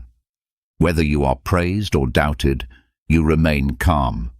Whether your point is accepted or dismissed, your ego doesn't panic. You are not your opinions. You are the one who holds them, and you can let them evolve without losing yourself. In arguments, this becomes freedom. You no longer escalate because you've stopped needing to dominate. You step back when the conversation is no longer about truth. You stop talking when more words would only fuel division. You stop proving and start listening. You don't allow your peace to depend on agreement. This shift also improves your judgment. When you are not blinded by the need to confirm what you already believe, you see more clearly. You can admit error. You can reverse a position. You can upgrade your perspective without shame. The mind becomes lighter when it stops holding onto the burden of always being right. That lightness spreads into your tone, your posture, your language. You become less defensive, more thoughtful, less urgent, more intentional. And slowly, conversations change shape. They become spaces for connection, not just correction. You no longer rush to the conclusion. You enjoy the process of learning, of hearing, of exploring. You stay present with complexity. You stop simplifying things just to win quickly. This also helps in inner dialogue. You stop beating yourself up for being wrong in the past. You see how each mistaken belief taught you something. You forgive your former self, not because it was perfect, but because it grew. You stop using old ignorance as a weapon against your current wisdom. Letting go of being right also dissolves tension in your daily life. You don't argue over small things just to feel control. You don't turn disagreements into missions. You let some things go, not because you don't care, but because your peace is more valuable than being declared correct. You start recognizing moments where silence is more powerful than proof, where compassion is more useful than critique, where listening brings more healing than explanation. You also stop being embarrassed by not knowing. You ask for help. You admit confusion. You say, "I'm not sure," without feeling small. And this openness invites others to do the same. You create space for shared discovery. The fear of being wrong often comes from the belief that knowledge equals worth. But when you release that link, you stop performing intelligence. You live it. You become a student of life, not a self-appointed teacher. You begin to seek understanding instead of victory. And when you are in a position to share what you know, you do so with gentleness, not because you doubt your insight, but because you've learned that humility makes truth easier to receive. You stop speaking from a mountaintop. You speak from level ground. That level ground is where the deepest peace grows, because it is where ego loosens and sincerity returns, where minds connect not through power, but through openness. You realize that there is no lasting peace in being right if being right means being alone, unyielding, and closed off. True peace lives in flexibility, in the willingness to grow, in the strength to let go of needing the last word. So you speak clearly, but not loudly. You listen without waiting for your turn. You let ideas rise and fall without needing to hold them tightly. You allow truth to emerge through exploration, not domination. And through this practice, you gain something more powerful than control: presence. Not because you always know what to say, but because you no longer need to prove it. That is the freedom intellectual humility offers, and it begins when you stop needing to be right and start choosing to be real. Once you stop needing to be right, something much deeper unlocks, not just in how you relate to ideas, but in how you relate to people. Conversations become less about control and more about connection. You stop proving, stop persuading, stop managing every opinion. But there's another layer still hiding under the surface, the urge to correct not just thoughts, but lives, the need to step in, offer advice, fix what's broken, protect someone from themselves. It looks like care, it feels like love, but often it's control disguised as kindness. This is where the art of non-interference begins. It's not indifference, it's trust. It's the practice of giving others the dignity to navigate their own experience without you constantly reaching in to rearrange it. It's understanding that growth cannot be forced from the outside, that wisdom cannot be transferred by instruction alone, that love, when bound by control, becomes burden. Most people interfere from good intentions. You see someone making what looks like a bad decision, and your instinct is to jump in, redirect, prevent the pain. But sometimes that pain is the very thing that will open them. Sometimes the fall is what will finally teach them to stand. Sometimes your attempt to rescue is what blocks their responsibility. Letting others live doesn't mean abandoning them. It means knowing where your role ends. You offer presence, not pressure. You support without steering. You stand beside, not above. You let others make choices, even when they're messy, slow, or hard to watch. This practice begins by examining your reflex to fix. Ask yourself, am I offering help because they asked for it, or because I feel uncomfortable watching them struggle? Am I sharing advice because it's needed, or because I feel powerless when I'm not in control? Am I trying to protect them, or am I protecting my own anxiety? Often, what looks like guidance is actually a way of calming your own discomfort. You want to feel useful, relevant, needed, so you step in, you explain, you solve. But in doing so, you rob the other person of their own path. You send the subtle message that they are not capable, that their journey must be shaped by your logic, that their process is wrong unless it looks like yours. Non-interference requires humility.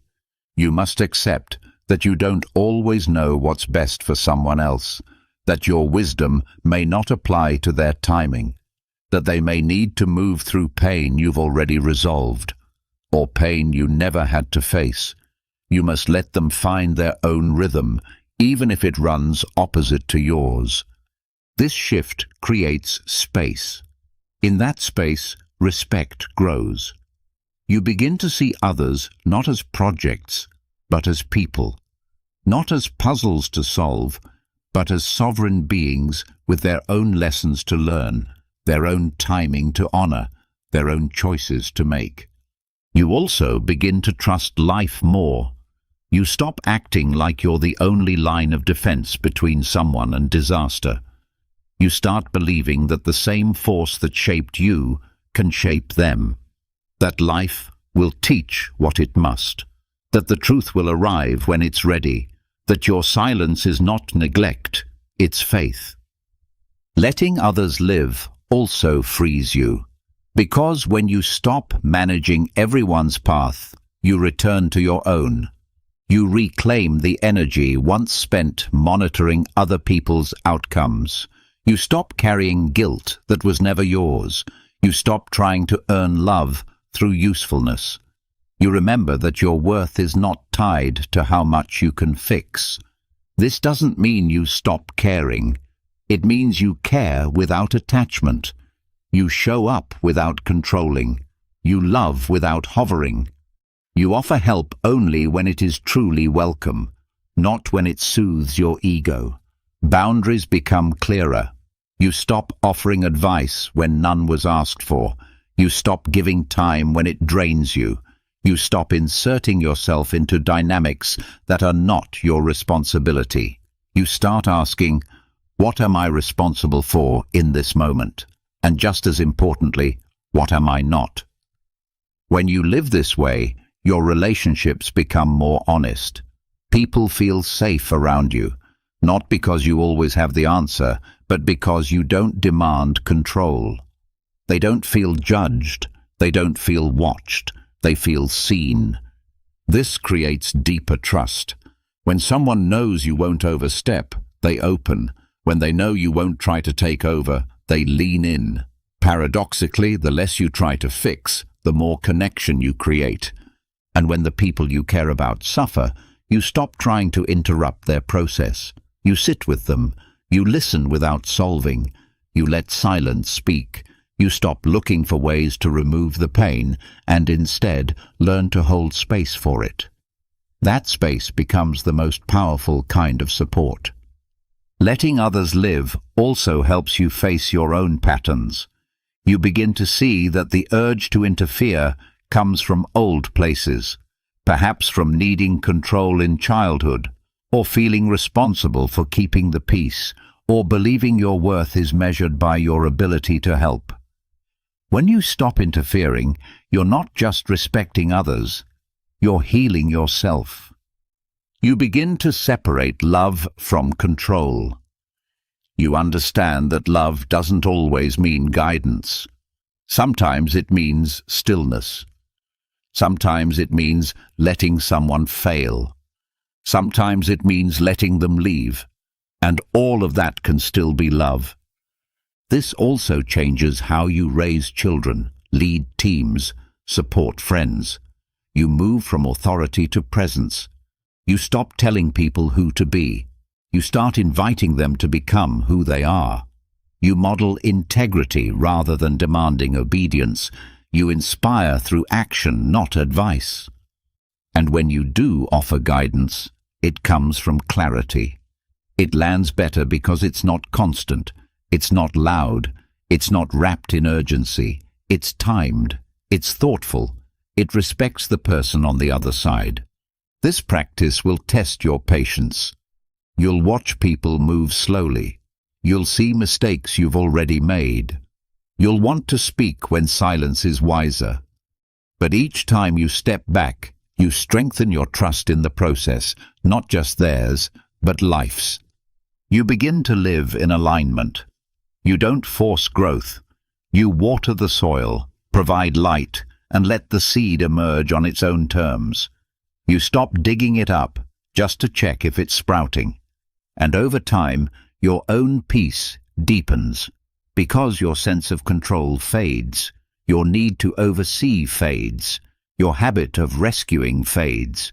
What remains is respect for yourself, for others, and for the timing that life holds. You become someone who supports without suffocating, who listens without lecturing, who loves without possessing. You learn that the highest form of care is sometimes simply standing still beside someone as they find their own way. That is not absence, that is presence, disguised as restraint, rooted in wisdom, carried by love. Letting go of what you can't control isn't giving up, it's finally stepping into your own power. You've now walked through the illusions we carry and the invisible scripts we follow. You've seen how fairness, desire, identity, and even our obsession with being right can quietly steal our peace. You've learned how silence grounds, how discomfort strengthens, how detachment clarifies, and how love doesn't always mean interference. This isn't theory. This is a roadmap to freedom. A life where you no longer beg the world to align with your preferences, but instead align yourself with nature's rhythm, where you don't just endure change, you embrace it, where you don't just survive challenge, you grow through it. Let go of what you can't control, master what you can, your thoughts, your values, your response. That's where your peace lives, that's where your strength begins. If this journey stirred something in you, if even one idea helped you see your life a little clearer, drop a comment below. Share the lesson that hit the hardest, or simply write, "I choose calm." I read every comment, and your words matter here. If you found value in this content and want more guidance on how to build a resilient, grounded, and unshakable mind, make sure you subscribe and tap the notification bell. There's more to learn, and we'll grow through it together. Now go live, not by gripping harder, but by letting go smarter.